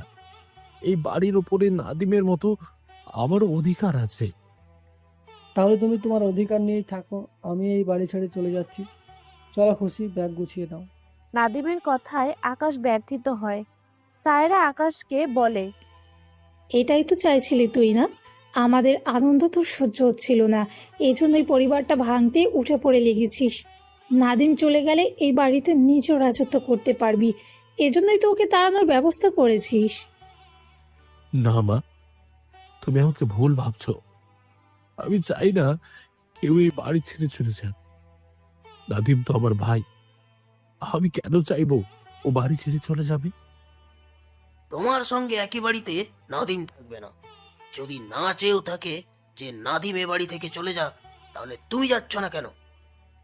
বাবা, আমি গিয়ে কোথায় থাকবো? এ বাড়ি ছাড়া আর কোথায় আমার থাকার মতো আশ্রয় আছে? তাহলে তুই থাক এই বাড়িতে, আমিও নাদিমের সঙ্গে চলে যাব। আমার সন্তান যে বাড়িতে থাকবে না, আমিও সে বাড়িতে থাকবো না। কথা শেষ করে সায়রা রুমের মধ্যে চলে যায়। কিছুক্ষণ বাদে তিনজন ব্যাগ গুছিয়ে বাইরে বের হয়ে আসে। নাদিম আফজাল হোসেনকে বলে, বাবা, আমরা চলে যাচ্ছি, তুমি নিজের খেয়াল রাখো। আমিও বৌমাদের সঙ্গে যাচ্ছি। যে বাড়িতে আমার ছেলের জায়গা নেই, সে বাড়িতে আমিও থাকবো না। তাহলে আমি কাকে নিয়ে থাকবো এই বাড়িতে? তোমরা চলে গেলে আমি এই বাড়িতে পড়ে রইব কেন? যেতে হলে সবাই যাব, আর থাকতে হলে সবাই থাকবো। বেশ, আকাশ যেহেতু চাইছে না আমরা এই বাড়িতে শান্তি মতো থাকি, তাহলে তার উদ্দেশ্যই সফল হোক। আমরা সবাই এই বাড়ি ছেড়ে চলে যাব। নাদিম আকাশকে উদ্দেশ্য করে বলে, এবার তুমি খুশি তো? তুমি তো এটাই চাইছিলে। আমরা সবাই চলে যাচ্ছি, এখন থেকে এই বাড়ি তোমার। তুমি একাই এই বাড়িতে থাকো, আমাদের আর কোনো আপত্তি নেই। আকাশ বাকরুদ্ধ হয়ে যায়। ছোট একটা বিষয় নিয়ে তারা কত কিছু করে ফেলেছে। চোখের পলকে কি থেকে কি হয়ে যাচ্ছে আকাশ কিছুই বুঝতে পারছে না। তারা সবাই যেতে নিলে আকাশ তাদের থামিয়ে দেয়। দাঁড়াও তোমরা। সবাই থেমে যায়, পেছনে ফিরে আকাশের দিকে তাকায়। তোমাদের কাউকে কোথাও যেতে হবে না। আমাকে নিয়ে এত সমস্যা তো, আমি চলে যাচ্ছি। সায়রা সহ সবাই চাপা হাসে। তাদের মনের আশা পূরণ হয়েছে। তারা ভালো করে জানতো আকাশ কাউকে এ বাড়ি ছেড়ে যেতে দেবে না, সবাইকে রেখে নিজে যেতে বাধ্য হবে। আকাশ সায়রার দিকে 2 কদম এগিয়ে আসে। মা, যাওয়ার পূর্বে আমি তোমাদের সাথে কিছু কথা বলে যেতে চাই। সায়রা নাক ছিটকে বলে, ছি, কি আষ্টে গন্ধ, আমার বমি আসছে। তুই দয়া করে সামনে থেকে চলে যা। সায়রার কথায় আকাশের চোখে অশ্রু জমে। সে আর এক মুহূর্ত ওই বাড়িতে দাঁড়ায় না, কোনো মতে কান্না আটকে বাইরে বের হয়ে আসে। মনের কথাগুলো মনেই রয়ে যায়। দুপুর গড়িয়ে বিকেল নেমে আসে। প্রতিদিনের মতো আজকেও বর্ষা পার্কে বসে অপেক্ষা করছে আকাশের জন্য। তাদের দেখা একমাত্র বিকেলেই হয়, তাই দিনে তারা বিকেলে দেখা করে। বর্ষা আকাশের জন্য অপেক্ষা করছে অনেকক্ষণ ধরে। আকাশের জন্য চিন্তা হচ্ছে ভীষণ। বর্ষা নিশ্চিত তার বাবা যতটা রেগেছিল, এসব নিয়ে নিশ্চয়ই আকাশের সঙ্গে ঝামেলা হচ্ছে। বর্ষার চিন্তার মাঝেই সেখানে আকাশ এসে উপস্থিত হয়। বর্ষা আকাশকে মাথা থেকে পা পর্যন্ত খেয়াল করে। আজকে কেমন বেশি অগোছালো লাগছে। আকাশ প্রতিদিনের মতো আজকেও বলে, সরি বর্ষা, দেরি হয়ে গেল। বর্ষা মিষ্টি হেসে বলে, সমস্যা নেই। আকাশ ঠোঁট বাঁকিয়ে হাসে, যদিও বর্ষার বুঝতে অসুবিধা হয় না। আকাশের হাসির মধ্যেই অন্য কিছু লুকিয়ে আছে। আকাশ হাসির প্যাকেটটা বর্ষার দিকে এগিয়ে দেয়। এটা তোমার জন্য। বর্ষা কিছুটা অবাক হয়, প্যাকেটটা হাতে তুলে নেয়। কি এটা? তোমার তো লাল রং পছন্দ, তাই তোমার জন্য লাল রঙের শাড়ি। বর্ষা প্যাকেট খুলে শাড়িটা বের করে, ভীষণ খুশি হয়। যদিও এই কম দামি শাড়ি সে কখনোই পরেনি, তবুও আকাশকে এটা বুঝতে দেয় না। আর বর্ষার কাছে টাকায় কম হলেও এই শাড়িটা সবচেয়ে দামি। সে আনন্দে উচ্ছ্বসিত হয়ে বলে, ওয়াও, এত সুন্দর শাড়ি আমার জন্য? হ্যাঁ, তোমার জন্য। পছন্দ হয়েছে? হ্যাঁ, ভীষণ। এত সুন্দর শাড়ি পছন্দ হবে না কেন? আমি জানি বর্ষা, তুমি এই সস্তা পোশাক কখনোই পরো না, কেবলমাত্র আমাকে খুশি করতেই বলছো। তুমি ভুল জানো, এই শাড়িটা সস্তা নয়, এটাই আমার কাছে সবচেয়ে দামি। এটা আমি পরবো, নিশ্চয়ই পরবো। বর্ষার কথায় আকাশ সামান্য হাসে। বসো এখানে। আকাশ ব্রেঞ্চের উপর প্রান্তে দূরত্ব নিয়ে বসে। কি ব্যাপার, এত দূরে বসেছো কেন? না, এমনি। প্রতিদিন তো এমন করো না। আজ কেন এত দূরত্ব নিয়ে বসলে? আকাশ আমতা আমতা করে বলে। আসলে আমার শরীরে আসতে মাছের গন্ধ, তোমার গন্ধ লাগতে পারে, এই জন্য দূরত্ব নিয়ে বসেছি। আকাশের কথায় বর্ষা কিছুটা অভিমানী কণ্ঠে বলে। তুমি আমাকে এমন ভেবে এসেছো এতদিন? তোমার শরীরে মাছের গন্ধ, এই জন্যই আমি তোমাকে দূরে সরিয়ে দেব? আরে না না, ভুল বোঝো না আমাকে, আমি তেমন ভাবে মিন করিনি। তাহলে দূরে কেন? এদিকে আসো। আকাশ কিছুটা বর্ষার দিকে এগিয়ে আসে। আরো এগিয়ে আসো। আকাশ আরো কিছুটা এগিয়ে আসে, তবুও তাদের মধ্যে কিছুটা দূরত্ব রয়েই যায়। বর্ষা সেই দূরত্বটুকু ঘুচে আকাশের শরীর ঘেঁষে বসে। আকাশের হাতের বাহু জড়িয়ে ধরে কাঁধে মাথা রাখে। তোমার শরীরে আতরের সুবাস থাকুক আর মাছের গন্ধ, আমি সব সময় তোমার পাশেই থাকব। আমি এতটাই ঠুনকো কারণ দূরত্ব বাড়ানোর জন্য তোমাকে ভালোবাসিনি, আমি তোমার ব্যক্তিত্ব আর মন দেখে ভালোবেসেছি, যা কখনোই দূরত্ব বাড়াবে না। দুজনের মধ্যে কিছুক্ষণ কথাবার্তা চলে। এক মুহূর্তে বর্ষা আকাশকে বলে। আজকে কি হয়েছে? আকাশ বর্ষার কথায় থতমত খায়, সবটা লুকিয়ে বলে। কি হবে, কিছুই হয়নি। আজকের দিনটা তো আমার জন্য ভালো ছিল। তোমার দেওয়া টাকাগুলো দিয়ে আমি মাছের ব্যবসা করেছি, অনেক লাভ হয়েছে প্রথম দিনেই। মায়ের হাতে টাকাগুলো তুলে দিলে মা খুব খুশি হয়েছে। খুব সুন্দর করে মিথ্যা বলতে শিখে গেছো। মানে? আমি জানি এসব মিথ্যা, আর আব্বু আমাকে এ বিষয়ে বলেছে। আমি বুঝতে পারি না আকাশ, তুমি সবসময় আমাকে পর ভাবো কেন? কখনো কিছু খুলে বলো না। আসলে বিষয়টা এরকম নয় বর্ষা। তাহলে কিরকম? কেন মিথ্যা বললে? তুমি সত্যিটা খুলে বলো আমাকে। আকাশ প্রথমেই বলতে চায় না, কথা এড়ানোর চেষ্টা করে, তবে বর্ষার জেদের কাছে পরাজয় স্বীকার করে। সবকিছু খুলে বলে বর্ষা সবকিছু শুনে হতবাক। কি বলছো এইসব? মানুষ এতটা নিচে কিভাবে নামতে পারে? আর খুশি, সে কিভাবে তোমাকে কটু কথা শোনানোর সাহস পায়? আমি জানি ও কেমন চরিত্রের, অহংকারী, লোভী, স্বার্থপর মেয়ের থেকে আর কি বা আশা করা যায়? ওর সাথে বড় হয়েছি আমি, এক বাবার মেয়ে।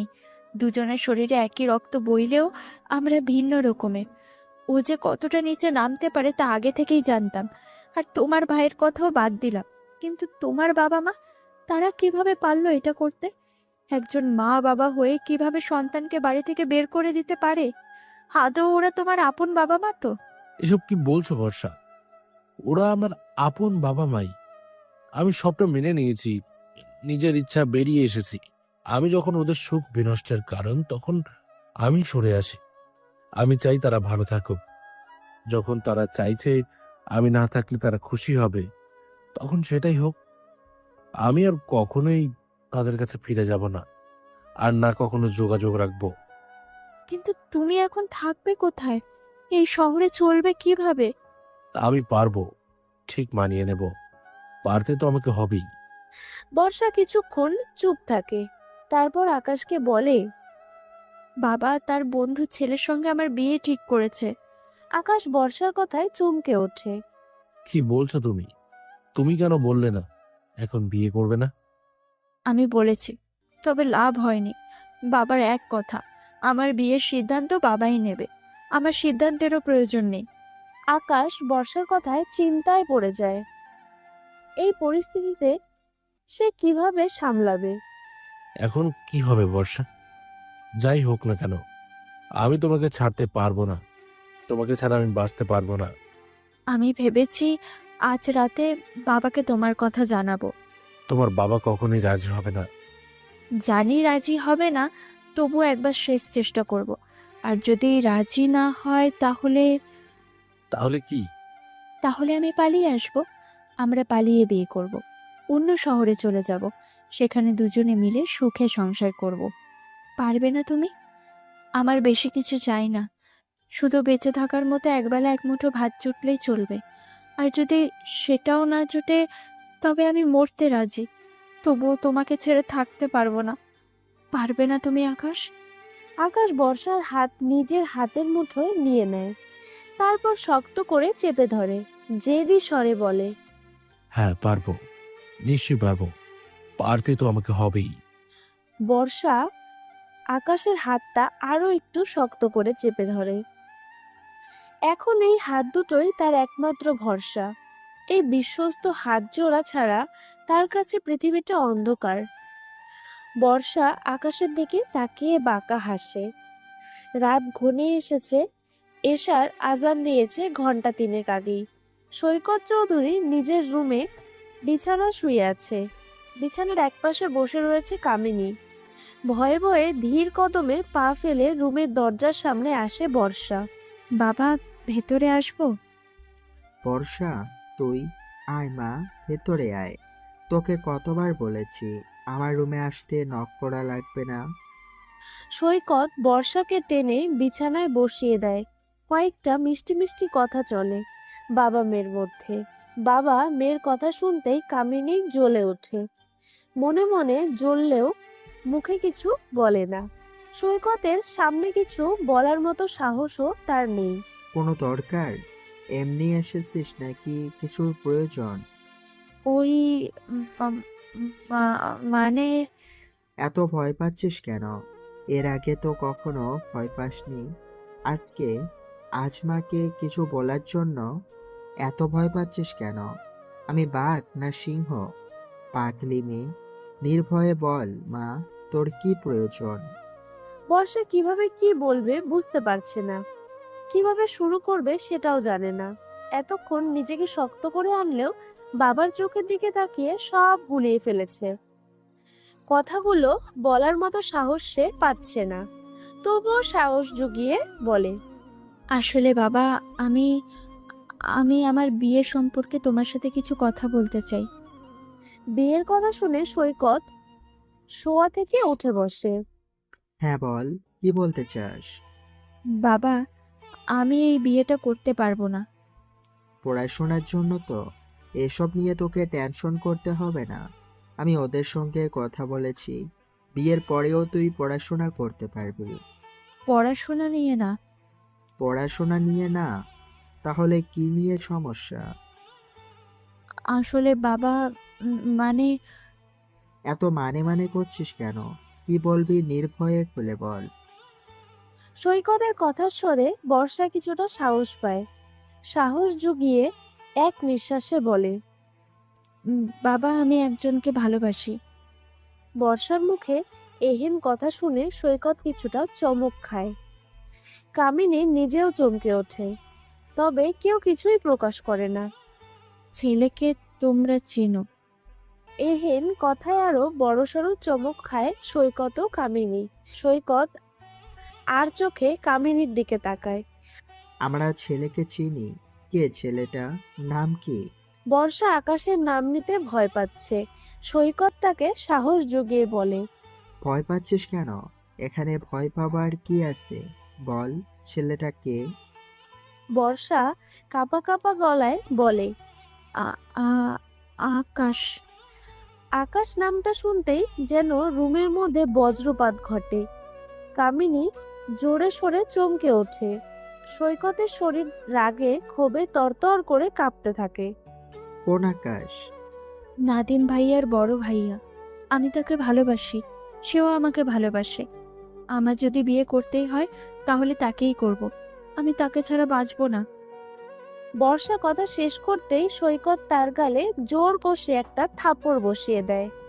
বর্ষা বিছানার কিনারায় থাকায় টাল সামলাতে পারে না। হুমড়ি খেয়ে মেঝেতে লুটিয়ে পড়ে। সৈকত বিছানা থেকে নেমে আসে। বর্ষার 2 বাহু ধরে টেনে তোলে। বাহু ঝাঁকিয়ে শক্ত কণ্ঠে কণ্ঠে চিৎকার করে বলে, তুই কি বলছিস? ভেবে বলছিস? মাথা ঠিক আছে তোর? আমি ভেবেই বলছি, আমি আকাশকেই বিয়ে করব। আমি তাকে ভালোবাসি। সৈকত বর্ষার অপর গালে আবারও থাপ্পড় বসায়। মুহূর্তে বর্ষার 2 গালে থাপ্পড়ের জন্য 5 আঙ্গুলে স্পষ্ট ছাপ বসে যায়।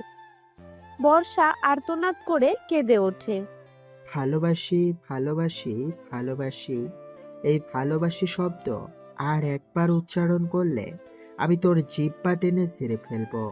আমি বেঁচে থাকতে কখনোই ওই মাছ ব্যবসায়ীর হাতে আমার মেয়েকে বিয়ে দেব না। আমি তাকে ছাড়া অন্য কাউকে বিয়ে করব না।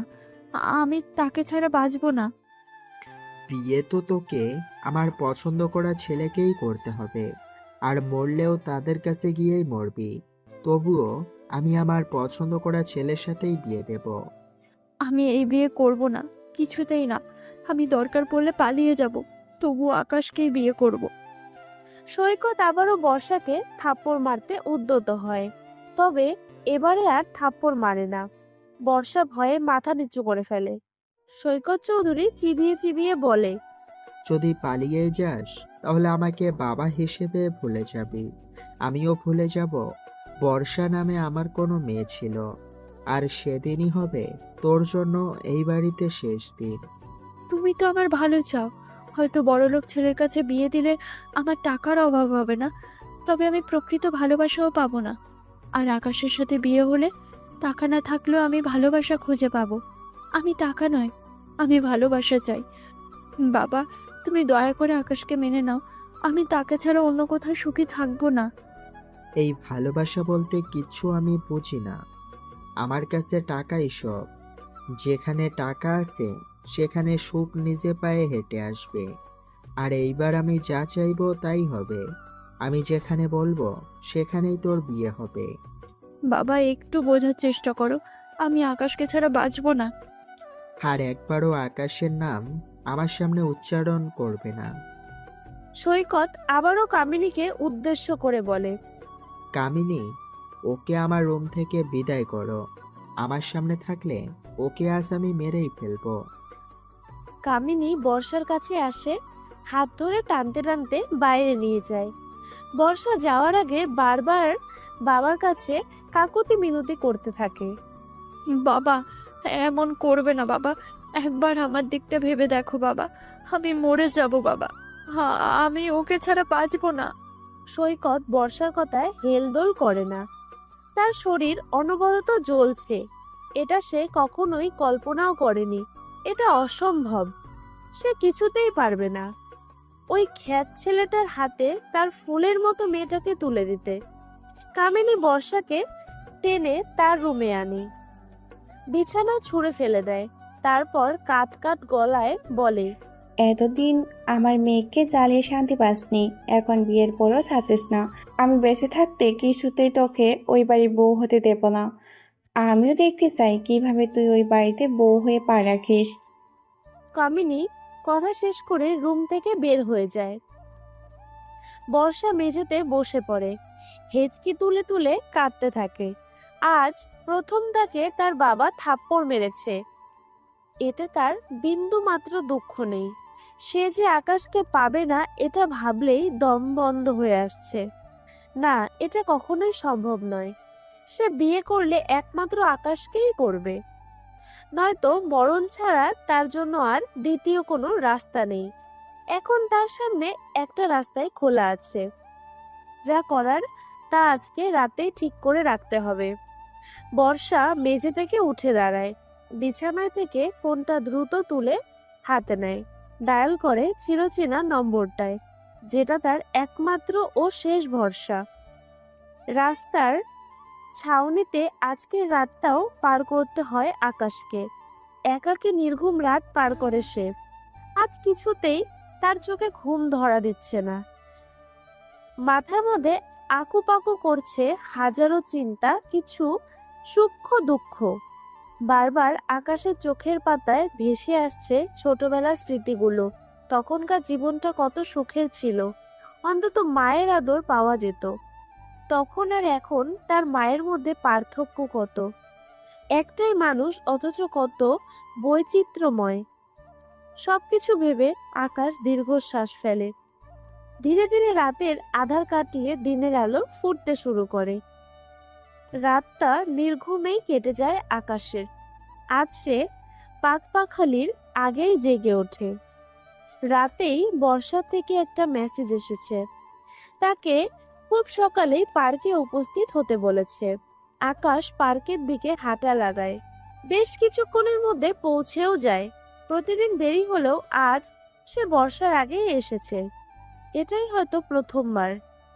যেখানে আকাশ বর্ষার আসার অপেক্ষা করছে। আকাশের অপেক্ষার অবসান ঘটে একটু পরেই। বর্ষা হন্তদন্ত পায়ে দৌড়ে আসে। কি হয়েছে বর্ষা? তুমি এভাবে দৌড়ে আসছো কেন? চলো আকাশ, আমাদের এখান থেকে যেতে হবে। কোথায় যাব আমরা? কি হয়েছে খুলে বলো আমায়। যে কোনো সময় বাবা চলে আসতে পারে।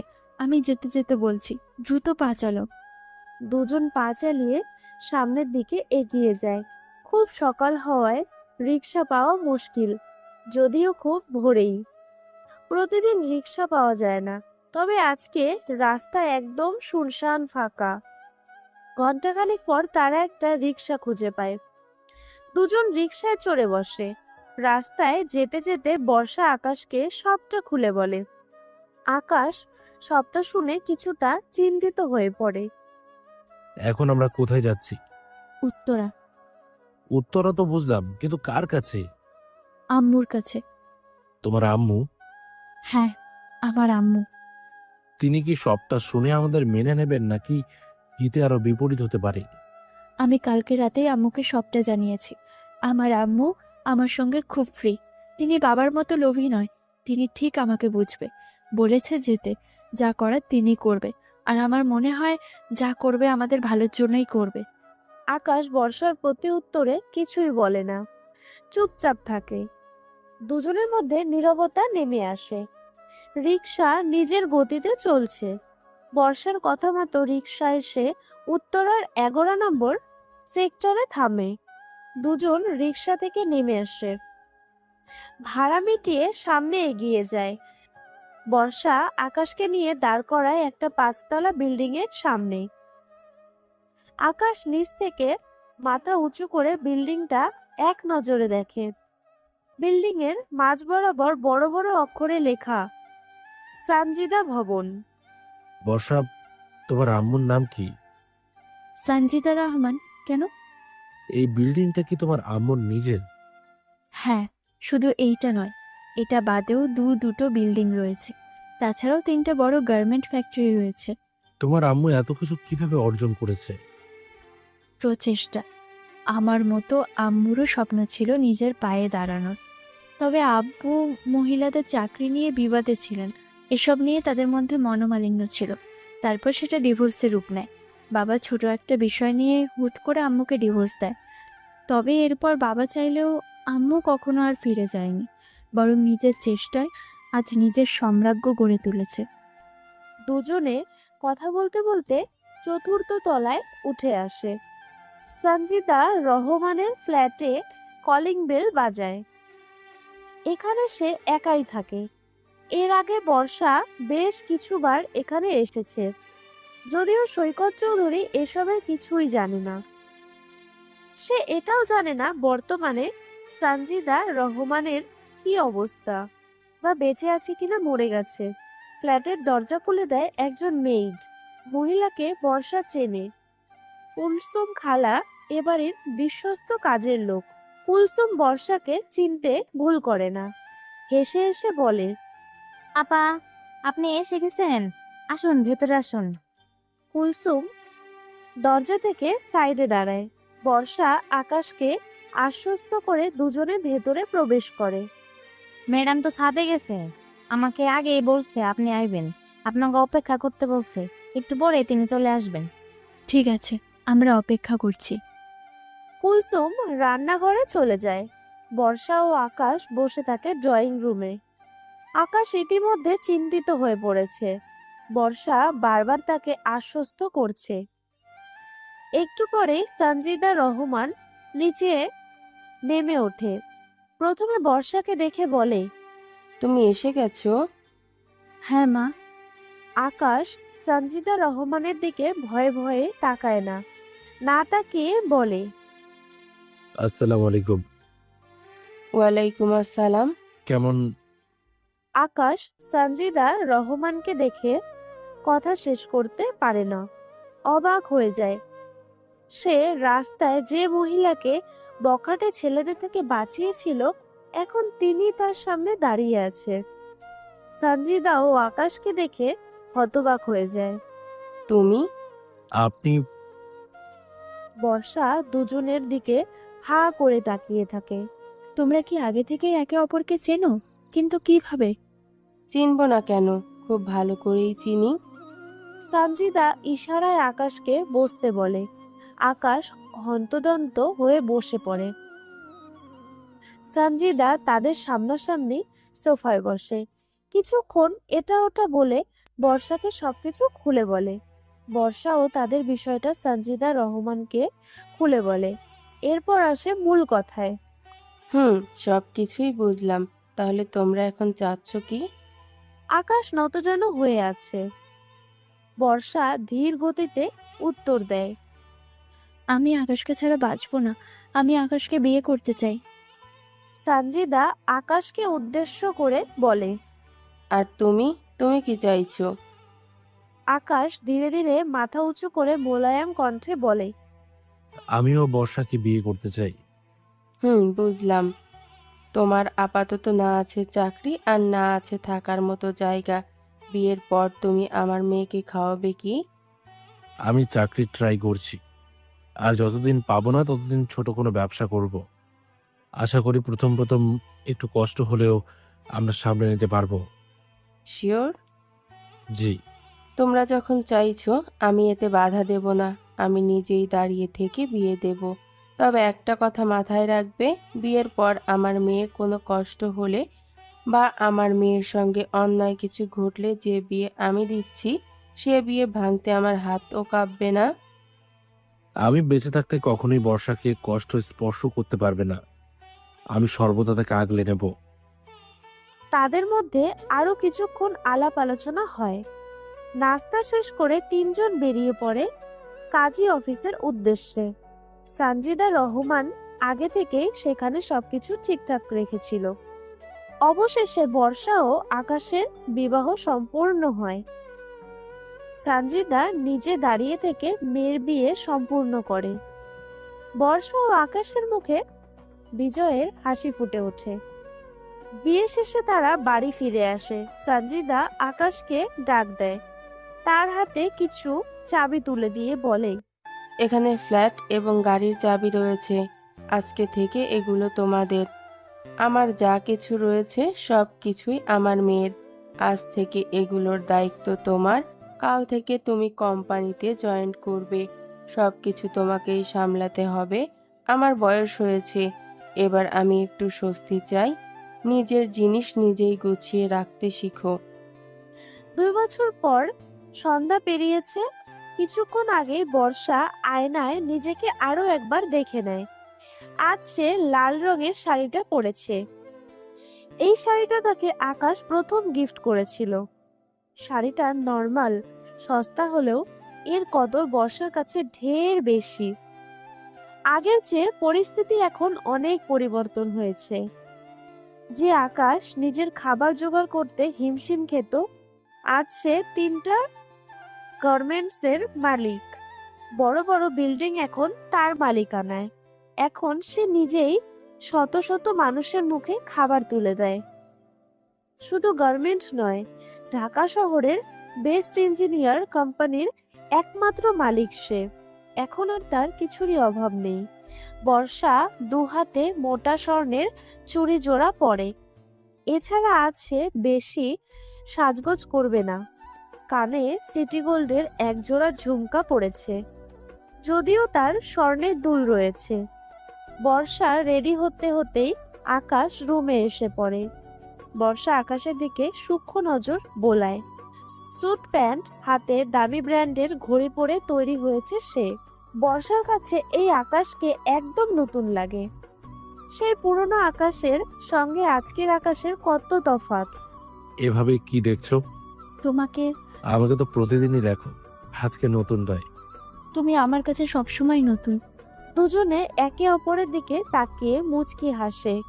আকাশ তাড়া দিয়ে বলে, হয়েছে তোমার? আর কতক্ষণ লাগবে? তাহলে চলো চলো। আকাশ বর্ষাকে তাড়াহুড়ো করে বাইরে নিয়ে আসে। বাইরে কালো মার্সিডিজ গাড়ি নিয়ে অপেক্ষা করছে ড্রাইভার। দুজনে গাড়িতে উঠে বসলে গাড়িটা চলতে শুরু করে। বর্ষা আকাশকে বলে, আমার মনে হচ্ছে এভাবে যাওয়াটা আমাদের উচিত নয়। আমাদের দেখে তারা যদি অপমান করে, আমাদের তো ইনভাইটও করেনি। পরিবারের কাছে যেতে কি ইনভাইটের প্রয়োজন? আমার বিশ্বাস ওরা আমাদের দেখে অনেক খুশি হবে। এই 2 বছরে তাদের সঙ্গে আমাদের একবারও দেখা হয়নি। এছাড়াও তারা যদি শোনে আমি এত বড় লোক হয়ে গেছি, তাহলে নিশ্চয়ই খুশি হবে। তবু আমার ভয় হচ্ছে ওরা তোমাকে আবার অপমান না করে। ধ্যাৎ পাগলি, যেমন ভাবছো তেমন কিছুই হবে না। বর্ষা আর কথা বাড়ায় না, চুপ করে থাকে। নাদিমের ছেলে বাবু হয়েছে। আজ ছেলের 1 বছর পূর্ণ হওয়ায় চৌধুরী বাড়িতে তার জন্মদিন পালন হবে। আকাশের সঙ্গে তাদের যোগাযোগ নেই। আকাশ চাইছে তাদের হুট করে গিয়ে সারপ্রাইজ দেবে। কিছুক্ষণ পর গাড়িটা এসে থামে চৌধুরী বাড়িতে। ভেতর থেকে দুজন বের হয়ে আসে। বর্ষা ছলো ছলো নজরে খেয়াল করে বাড়িটা। এই বাড়িতেই তার বেড়ে ওঠা, ছোট থেকে বড় হয়েছে এই বাড়িতেই। আর আজ 2 বছর ধরে এই বাড়িটা সে চোখেও দেখেনি। আর না চোখে দেখেছে বাবাকে, অথচ আগে বাবাকে ছাড়া সে একটা দিনও পার করতে পারতো না। আকাশ বর্ষার কাঁধে হাত রাখে, আশ্বস্ত করে ভেতরে এগিয়ে যায়। এখনো অনুষ্ঠান শুরু হয়নি, সবেমাত্র কিছু মানুষজন আসা শুরু করেছে। ভেতরে হলরুমে বাড়ির সবাই উপস্থিত। নাদিম ডেকোরেশনের কাজে হাত লাগিয়েছে। সায়রা এবং কামিনী এদিকে ওদিকে ঘুরে ঘুরে দেখছে। আফজাল এবং সৈকত চৌধুরী সোফায় বসে হেসে হেসে গল্প করছে। সবাইকে এতদিন পর দেখে আকাশের চোখ ছলছল করে ওঠে। আকাশ নাদিমের দিকে এগিয়ে যায়। সে কিছু বুঝে ওঠার আগেই তাকে জড়িয়ে ধরে। ভাই আমার, কেমন আছিস? কতদিন পর তোকে দেখছি। নাদিম চমকে ওঠে। এখানে এতদিন পর আকাশকে দেখে নাদিম সহ বাড়ির সবাই বড়সড় চমক খায়। নাদিম ঝাটকা মেরে আকাশকে দূরে সরিয়ে দেয়। অনেকদিন তোদের দেখি না, তাই সবার সঙ্গে দেখা করতে চলে এলাম। সায়রা, আফজাল সহ সবাই আকাশের দিকে এগিয়ে আসে। আকাশকে বলে, তুই? মা, বাবা, তোমরা কেমন আছো? কতদিন পর তোমাদের দেখছি। জানো, তোমাদের এক নজর দেখার জন্য আমার মনটা ছটফট করতো। আজ আমি তোমাদের দেখে শান্তি পাচ্ছি। তুই এখানে কেন এসেছিস? আকাশ সায়রার কথায় অবাক হয়ে যায়। মা, তুমি খুশি হওনি আমি আশায়? সায়রা এদিকে ওদিকে তাকিয়ে দেখে চারিদিকে মানুষ দেখছে কিনা। নাদিম চোয়াল শক্ত করে আকাশের দিকে তাকায়। আকাশের হাত শক্ত করে চেপে ধরে, সিঁড়ি বেয়ে ওপরে নিয়ে আসে। তার পেছনে পেছনে বর্ষা সহ সবাই আসে। রুমের মধ্যে ঝটকা মেরে আকাশকে ছেড়ে দেয় নাদিম। আকাশ পড়তে পড়তেও নিজেকে সামলে নেয়। তুমি এখানে কেন এসছো? তোমাকে কি আমরা ইনভাইট করেছি? ভাই, এটা কি বলছিস? তোর কাছে আসার জন্য কি আমায় ইনভাইট করার প্রয়োজন আছে? এসব নাটক বাদ দে। এতদিন তো সব কিছু ভালোই চলছিল, তোর আবার আসার কি দরকার? তবুও এত বড় আয়োজনে কত বড় বড় মানুষ এখানে থাকবে। সৈকত বর্ষা ও আকাশের দিকে কটু চোখে তাকিয়ে সায়রাকে বলে, যা করার দ্রুত করুন। মানুষজন আসার আগেই এই ফকিন্নি দুটোকে বাড়ি থেকে বের করে দিন। আমার মান সম্মান বলেও কিছু একটা আছে। এত বড় অনুষ্ঠানে বড় বড় ব্যক্তিরা আসবে, তাদের সামনে ওরা যেন কিছুতেই না থাকে। বাবা, এসব কি বলছো তুমি? বাবা? কে তোর বাবা? আমি তোর বাবা নই। যেদিন থেকে তুই এই বাড়ি থেকে চলে গেছিস, সেদিন থেকে আমার মেয়ে মারা গেছে। এখন তোরা আমার কাছে রাস্তার ছোট লোক, ফকিন্নি ছাড়া কিছুই না। ও যেমন ফকিন্নি, ওর সঙ্গে বিয়ে করে তুইও ফকিন্নি হয়েছিস। মুখ সামলিয়ে কথা বলবে বাবা। আমাকে যা বলার বলো, আকাশকে নিয়ে আর একটাও বাজে কথা নয়। খুশি পাশ থেকে মুখ ভেঙচিয়ে বলে, ফকিন্নিকে তো ফকিন্নি বলবে। তোরা কি বড় লোক নাকি যে তোদের কোটিপতি বলবে? ছোট লোকের বাচ্চা। যেই দেখেছিস আজকে এই বাড়িতে ভালো ভালো খাবার রান্না করা হবে, অমনি বাহানা দেখিয়ে খেতে চলে এসেছিস। আর তোদের মতো ছোট লোকদের আমার ভালো করে চেনা আছে। জীবনে তো ভালো মন্দ খেতে পারিস না, তাই যেখানে অনুষ্ঠান হয় সেখানে হাত পাততে চলে আসিস। বর্ষা খুশিকে চিৎকার করে ধমক দেয়। মুখ সামলিয়ে কথা বলবি। খুশি যা বলেছে ঠিকই তো বলেছে। নাদিম আকাশের দিকে তাকিয়ে টিটকারি মেরে বলে, আবার দেখো, বড় লোক সাজার জন্য স্যুট প্যান্ট পরে এসেছি। কাক কাকেই থাকি, পালক লাগালেও ময়ূর হয়ে যায় না। আরে বর্ষার দিকে দেখো, ফুটপাতের একটা শাড়ি পরে চলে এসেছে। লোক দেখানোর জন্য হাতে আবার চুড়ি। সবাই তো আর পাগল না সিটি গোল্ডকে স্বর্ণ ভাববে। একজন মাছ বিক্রেতার সাথে বিয়ে করলে এগুলোই জুটবে। ব্যাস, অনেক হয়েছে। আর একটাও কথা নয়, আমরা এখানে খাবার জন্য আসিনি, এসেছিলাম সবার সঙ্গে দেখা করতে। ভেবেছিলাম সবাই এতদিন পর আমাদের দেখে খুশি হবে, নয়তো কখনোই আসতাম না। খুশি আকাশের দিকে তাকিয়ে মুখ বেঞ্চায়। বর্ষার হাতে ছোট একটা গিফট বক্স, রঙিন কাগজে মোড়ানো।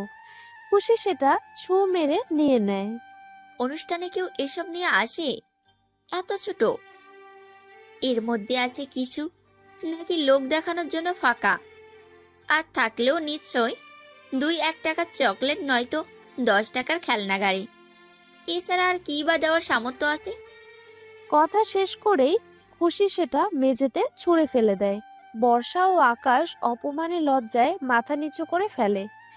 নাদিম বাঁকা হেসে গিফটটা মেঝে থেকে তুলে নেয়। আরে ফেলে দিচ্ছ কেন? আমরাও দেখি এই মাছ বিক্রেতা কি গিফট এনেছে। নাদিমের কথায় সবাই জোরে জোরে হাসতে থাকে। বর্ষা অপমানে কেঁদে ফেলে। চোখ বেয়ে অঝরে অশ্রু গড়িয়ে পড়ে মেঝেতে। নাদিম গিফটটা খোলে। ভেতরে ডায়মন্ডের রিং দেখে সবাই চমকে ওঠে। ডায়মন্ডের রিং? ভালো করে দেখো তো, আসলে কি ডায়মন্ডের রিং নাকি নকল? না, এটা আসল ডায়মন্ডের রিং। কিন্তু এই ফকন্নিগুলো এত দামের গিফট পাবে কোথায়?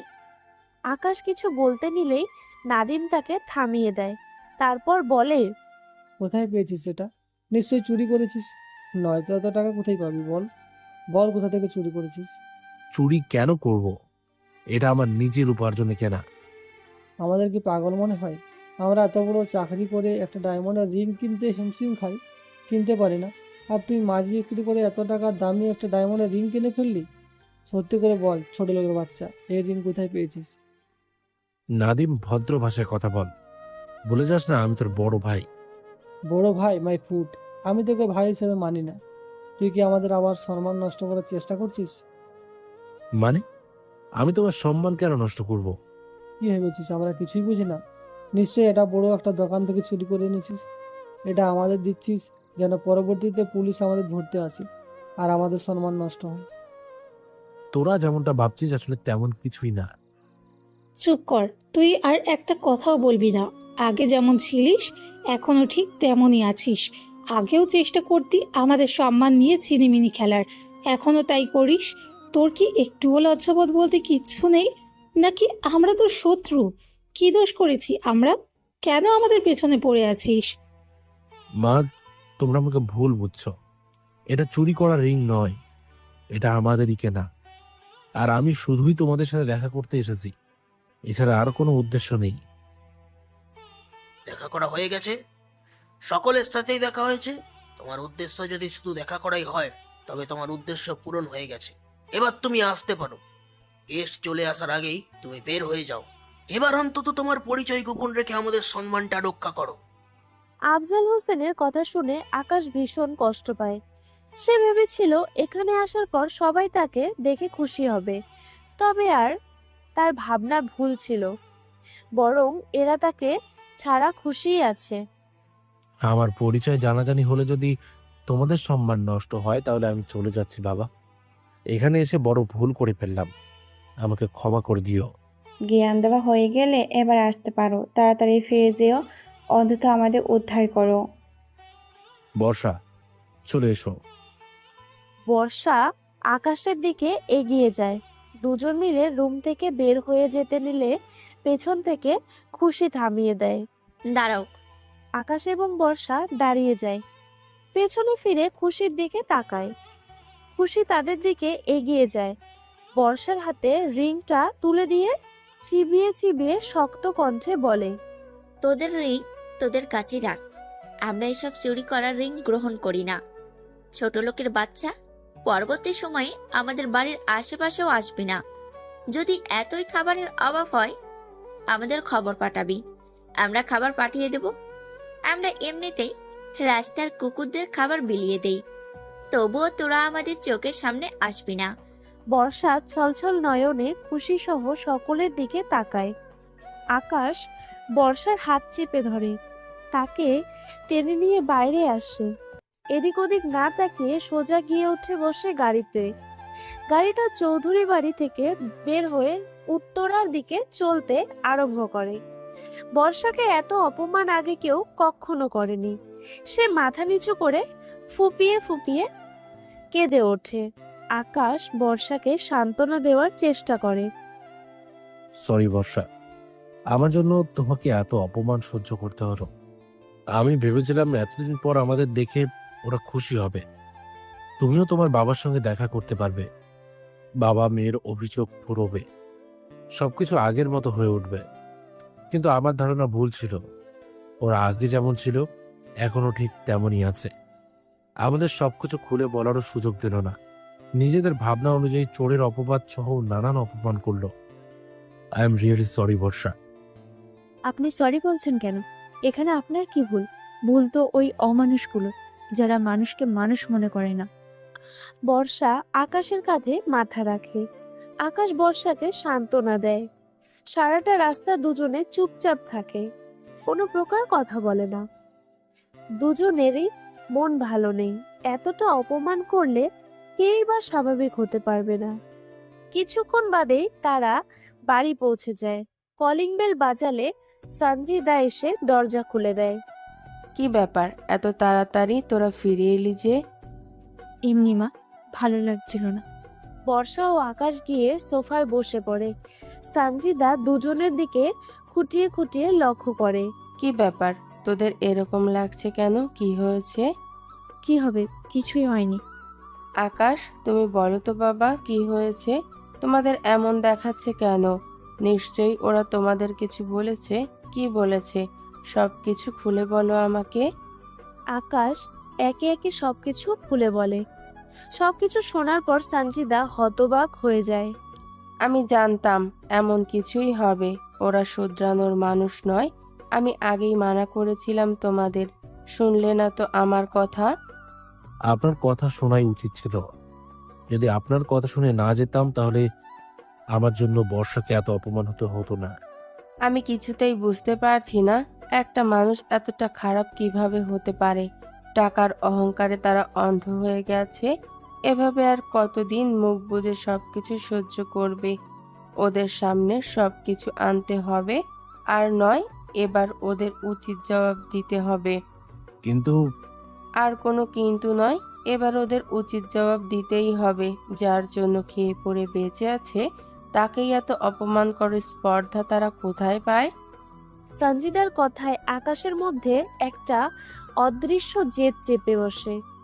সে শক্ত কণ্ঠে বলে, আপনি ঠিক বলেছেন, এবার তাদের জবাব দিতেই হবে। অনেক হয়েছে অপমান সহ্য করা, এবার আমি আসল জায়গায় আসল জবাব দেব। মানে কি করতে চাইছো তুমি? নাদিম এবং তোমার বাবা দুজনই আমার কোম্পানির শাখায় চাকরি করে। তাদের আমি ইচ্ছাকৃত অতিরিক্ত বেতন দেই। তারা অবশ্য এটা জানে না এই অফিসের বস কে, কে এই অফিসের মালিক। 17 তারিখে একটা অনুষ্ঠান আছে, সেখানে আমার প্রত্যেক শাখার বড় বড় চাকরিজীবীরা থাকবে। আর 17 তারিখেই সবার সাথে আমার মত বিনিময় করার দিন। কিছু সংখ্যক মানুষ বাদে কেউ আমাকে চেনে না, এজন্য সেদিন চেনা জানার জন্য অনুষ্ঠান উপস্থাপন করা হয়েছে। সেদিন নিশ্চয়ই ওরা সবাই অনুষ্ঠানে থাকবে। সেদিন আমি ওদের উচিত জবাব দেব। সেদিন ওরা পাবে আমার আসল পরিচয়। তাদের করা অপমানের প্রত্যেকটা আমি কড়াই গন্ডায় বুঝিয়ে দেব। অহংকার গর্ব ভেঙে চুরমার করে দেব সকলের সামনে। কিন্তু এটা করা কি ঠিক হবে? অবশ্যই ঠিক হবে। সেদিন ওখানে আকাশকে দেখে ওরা আবার অপমান করতে আসবে।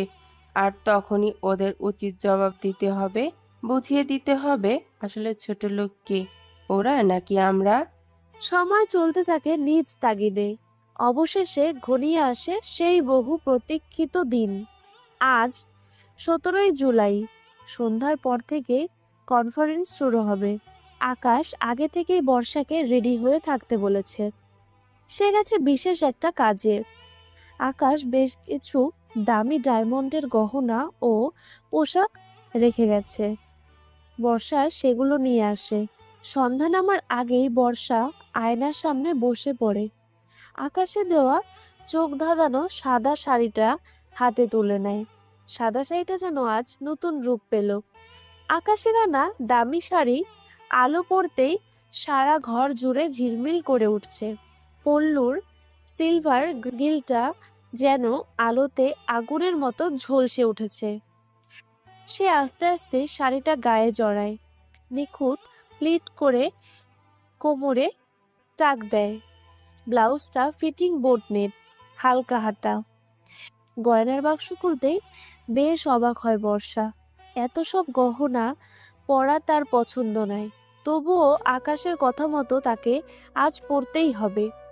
বর্ষা গলায় প্রথমে পরে গোল্ডের ডায়মন্ড চোকার, তার নিচে পাতলা সোনার চেন, তাতে ছোট ডায়মন্ড, কানে জোড়া ডায়মন্ড স্ট্যান্ড। এত নিখুঁত কাটা যে ছোট হলেও আলোয় ঝকমক করছে। ডান হাতে ট্রেনিস ব্রেসলেট, বাম হাতে ভারী সোনার কড়া, আঙুলে একপাশে একক ডায়মন্ড রিং, অন্য হাতে ক্লাস্টার রিং। চুল বাঁধলো সেন্টার প্লাট সিল্ক বান করে। বানের পাশে ছোট ডায়মন্ড হেয়ারপিন, গালে হালকা রোজ ব্লাশ, ঠোঁটে নিউট রোজ লিপস্টিক, চোখের পাতায় স্পেন সিমার কাজল আর পাতলা উইন্ড লাইনার। সবশেষে আয়নার সামনে দাঁড়িয়ে নিজেকে দেখে নিজেই অভিভূত হয়ে যায় বর্ষা।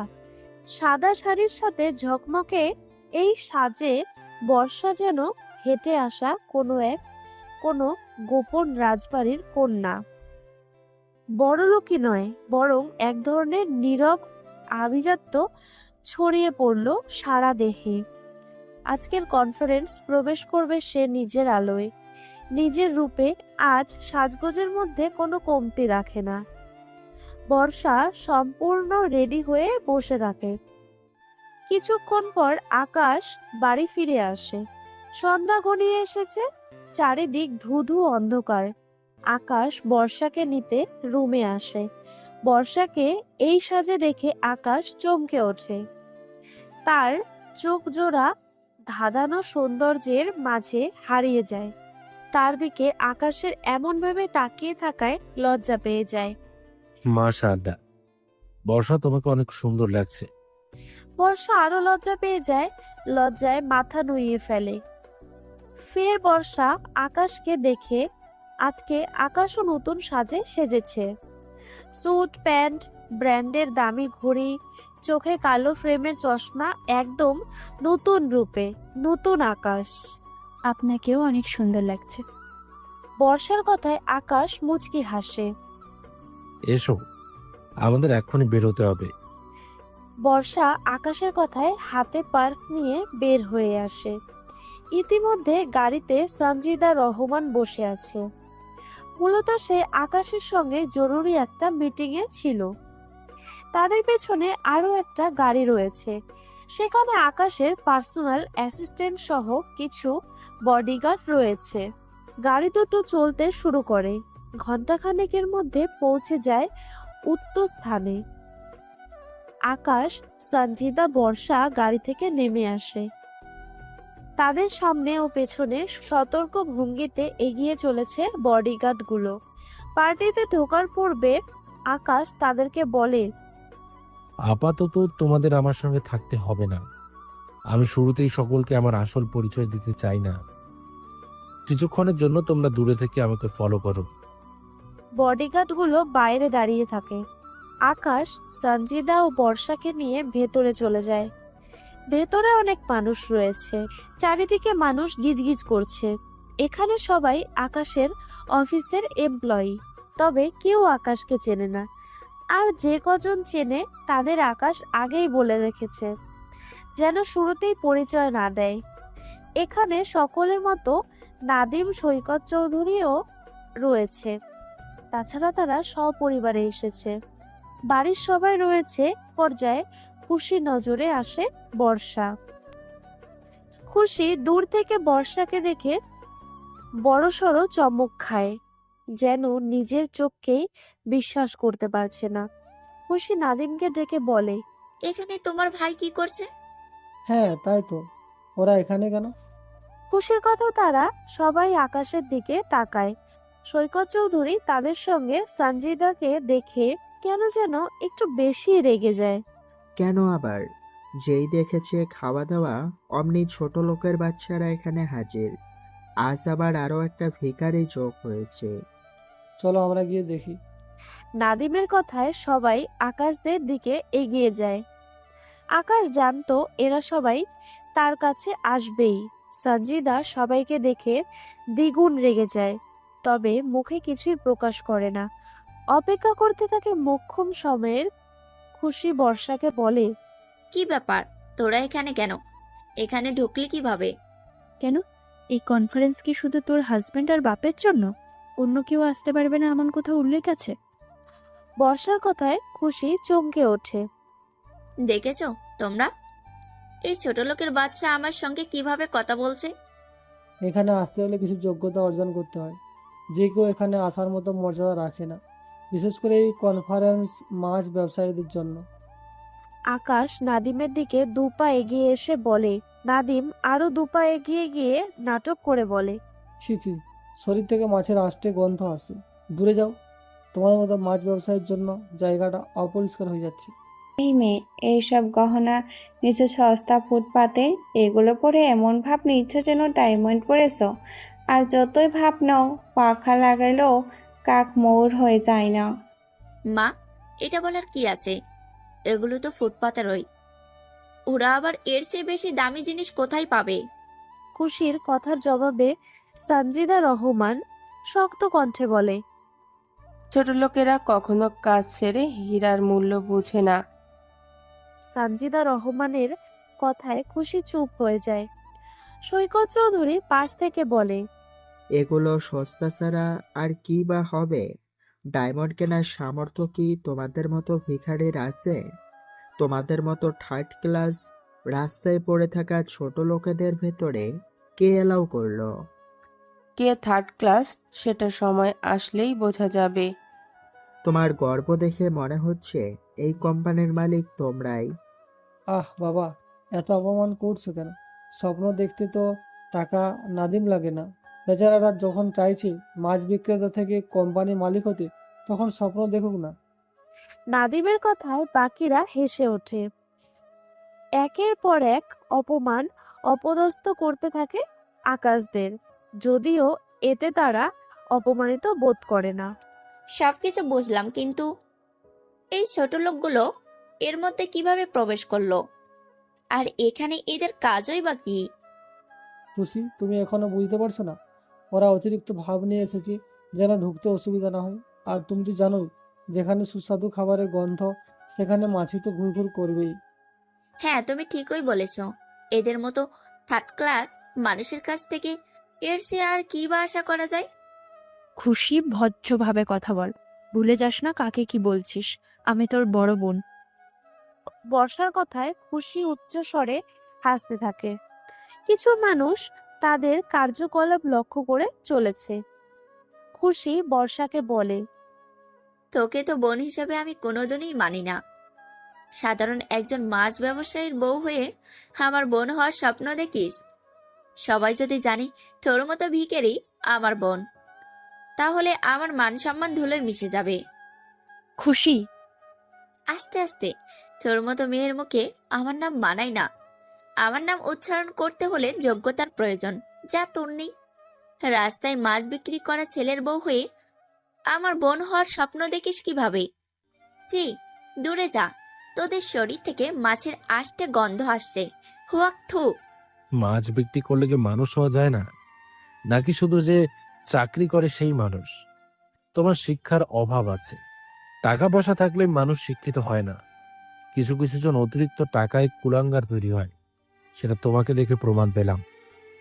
খুশি আকাশের কথায় রেগে যায়, নাদিমকে বলে, নাদিম, তোমার ভাই আমাকে অপমান করছে আর তুমি দাঁড়িয়ে দাঁড়িয়ে সহ্য করছো। কুলাঙ্গার খুশি নয়, কুলাঙ্গার তুমি। যে মাছ বিক্রি করতে পারি তার আবার কি সম্মান আছে? প্রমাণস্বরূপ আজকেই দেখো তোমার যোগ্যতা কোথায় আর আমার যোগ্যতা কোথায়। তুমি তো আমার নখেরও যোগ্য নয়। টাকা পয়সা নিয়ে যোগ্যতার পরিমাপ করে তারাই যারা অমানুষ। আর তোকে কি বলবো, বাবা মা যেরকম তুই তো সেরকমই হবি। তুমি কি কোনোভাবে বাবা মাকে অমানুষ মিন করার চেষ্টা করছো? চেষ্টা নয়, সরাসরি বলছি, তারা এক একটা অমানুষই। মুখ সামলে কথা বলো আকাশ। ভুলে যাও না আমি তোমার বাবা। তুমি কি আসলেই আমার সন্তান? তোমাকে সন্তান হিসাবে পরিচয় দিতেও আমার লজ্জা করে। কেন যে নাদিমের মতো শিক্ষা তোমাকে দিতে পারলাম না। হায় বাবা, যারা ভেতর থেকেই থার্ড ক্লাস তারা শিক্ষা অর্জন করার যোগ্যতা রাখে না। আর একজন মাছ বিক্রেতার সাথে কথা বলে আমরা আমাদের সম্মান নষ্ট করছি কেন? তুমি যাকে বারবার মাছ ব্যবসায়ী বলে অপমান করছো তার যোগ্যতা সম্পর্কে জানার পর এই তুমি ওর পায়ে লুটিয়ে পড়বে। শুধু সময়ের অপেক্ষা। নাদিম বর্ষার কথায় বিশ্রীভাবে হেসে ওঠে। ও রিয়েলি? স্বপ্ন দেখতে থাকো। স্বপ্ন দেখতে টাকা লাগে না। যাই হোক, তোমাদের উদ্দেশ্য, খাওয়া দাওয়া হয়ে গেলে এখান থেকে বেরিয়ে যাও। যদি সবাই জেনে যায় এখানে তোমরা ফ্রিতে খাওয়ার জন্য চলে এসেছো তাহলে বিপদ হতে পারে। আকাশ বর্ষাকে টেনে অন্য সাইডে চলে যায়। তাদের সঙ্গে তর্কে জড়াতে চায় না। সে জবাব দেবে কাজে, মুখে নয়। কিছুক্ষণ পরে মূল কনফারেন্স শুরু হয়। যে যার আসনে বসে পড়ে। মঞ্চে উঠে দাঁড়ায় একজন কোম্পানির সেক্রেটারি। সে হাতে মাইক নিয়ে সবার উদ্দেশ্য কথা বলতে শুরু করে। সবাইকে প্রথমে জানাই অভিনন্দন। আমাদের আমন্ত্রণে সপরিবারে হাজির হওয়ার জন্য সবাইকে ধন্যবাদ। আজকে আমাদের একটা বিশেষ দিন। আমরা বহুদিন যাবৎ এই কোম্পানির সঙ্গে যুক্ত। আপনারা সবাই জানেন আমাদের কোম্পানি বাংলাদেশের সবচেয়ে প্রথম স্থান অর্জন করেছে। আমরা সবাই কোম্পানিতে থাকলেও কোনো অজানা কারণে কেউ কখনো কোম্পানির মালিকের সঙ্গে পরিচিত হতে পারেনি, এমনকি চোখের দেখাও পায়নি। আমাদের সবার মনের সুপ্ত আকাঙ্ক্ষা আজ পূরণ হবে। আজকে আমরা সেই মানুষটিকে দেখতে পারবো যার জন্য আমরা এত দূর, যার দক্ষতায় আমরা শান্তিতে সংসার চালাতে পারছি, যার দয়ে আমরা সম্মানের সঙ্গে সঙ্গে বিশেষ কিছু সুবিধা পাচ্ছি। আমি আমাদের বহু প্রতীক্ষিত, আমাদের সুসজ্জিত নক্ষত্র, এই কোম্পানির একমাত্র মালিক মিস্টার আকাশ চৌধুরীকে মঞ্চে উঠে আসার জন্য অনুরোধ করছি। আমাদের পক্ষ থেকে ছাড়ের জন্য একটা ছোট গিফট রয়েছে। আপনি সেটা এসে গ্রহণ করলে আমরা খুশি হব। চারিদিকে হই হল্লা শুরু হয়ে যায়। সবাই চাতক পাখির মতো অপেক্ষা করছে তাদের বসকে দেখার জন্য। আকাশ বসা থেকে উঠে দাঁড়ায়, ধীরে ধীরে মঞ্চে উঠে আসে, বিনয়ীভাবে সকল উপহার গ্রহণ করে। সকলে হাততালিতে চারিদিকে মুখরিত করে তোলে, বাহবা জানায়। মুহূর্তে কনফারেন্স রুমে উচ্ছ্বাস শুরু হয়ে যায়। আকাশকে বস হিসেবে মঞ্চে দেখে নাদিম, সৈকত সহ তাদের ফ্যামিলির যায় যায় অবস্থা। একজন মাছ ব্যবসায়ী কিভাবে এত বড় কোম্পানির মালিক হতে পারে?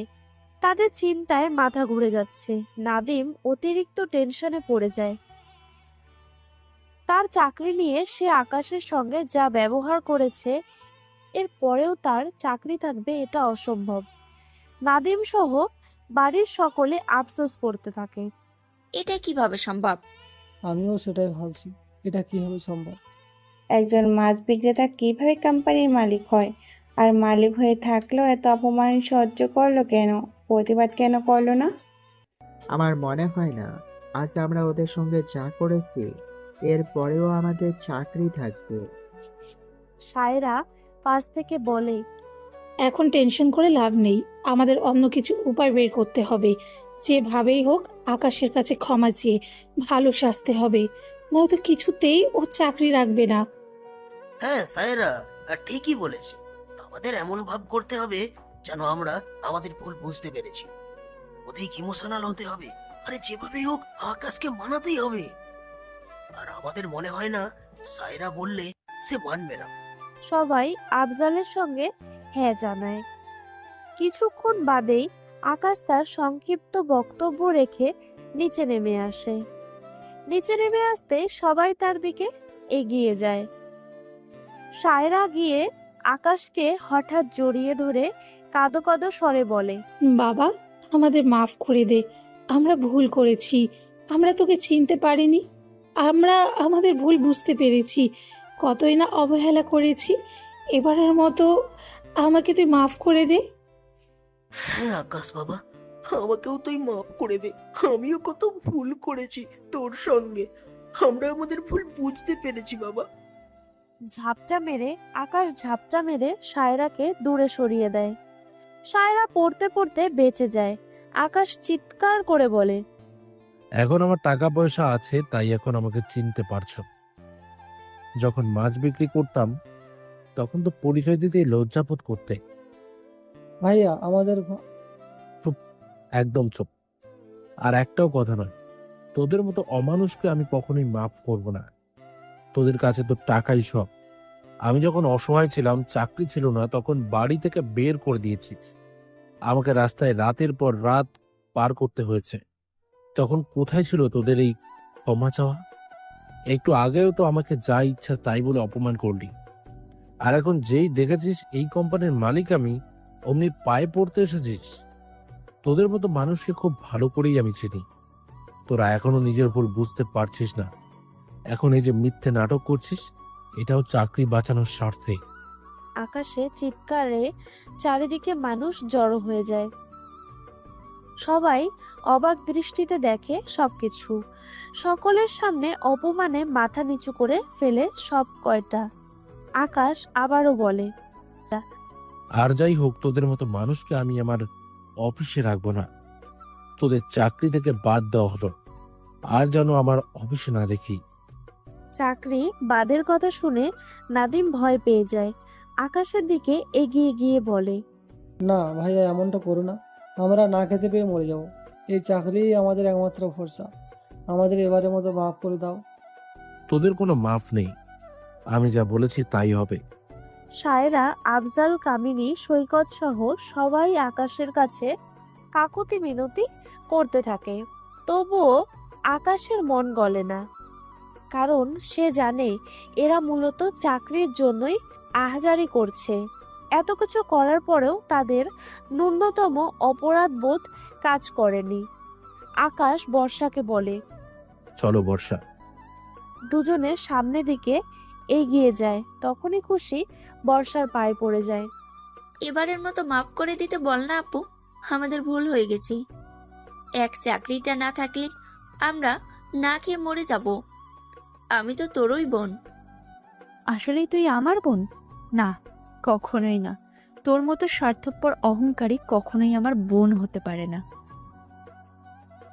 বর্ষা পা ঝাটকা মেরে সামনে এগিয়ে আসে। খুশি মেঝেতে লুটিয়ে পড়ে। তারা আহাজারি করলেও বর্ষা ও আকাশের মন গলে না।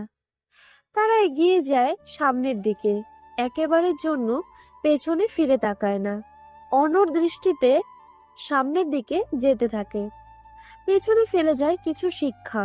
সবসময় নিরহংকারীদেরই জয় হয়, আর অহংকারীরা ধ্বংস হয় নিমেষেই। মানুষের পরিচয় তার টাকা পয়সা ধন সম্পদের মাধ্যমে প্রকাশ পায় না, মূলত মানুষের মর্যাদা প্রকাশ পায় তার চরিত্রের মাধ্যমে, তার আচরণ ও ব্যবহারের মাধ্যমে। প্রিয় শ্রোতা বন্ধুরা, আমাদের আজকের গল্পটি এখানেই শেষ হচ্ছে। তো আপনাদের কেমন লাগলো গল্পটি অবশ্যই কমেন্ট করে জানাতে ভুলবেন না।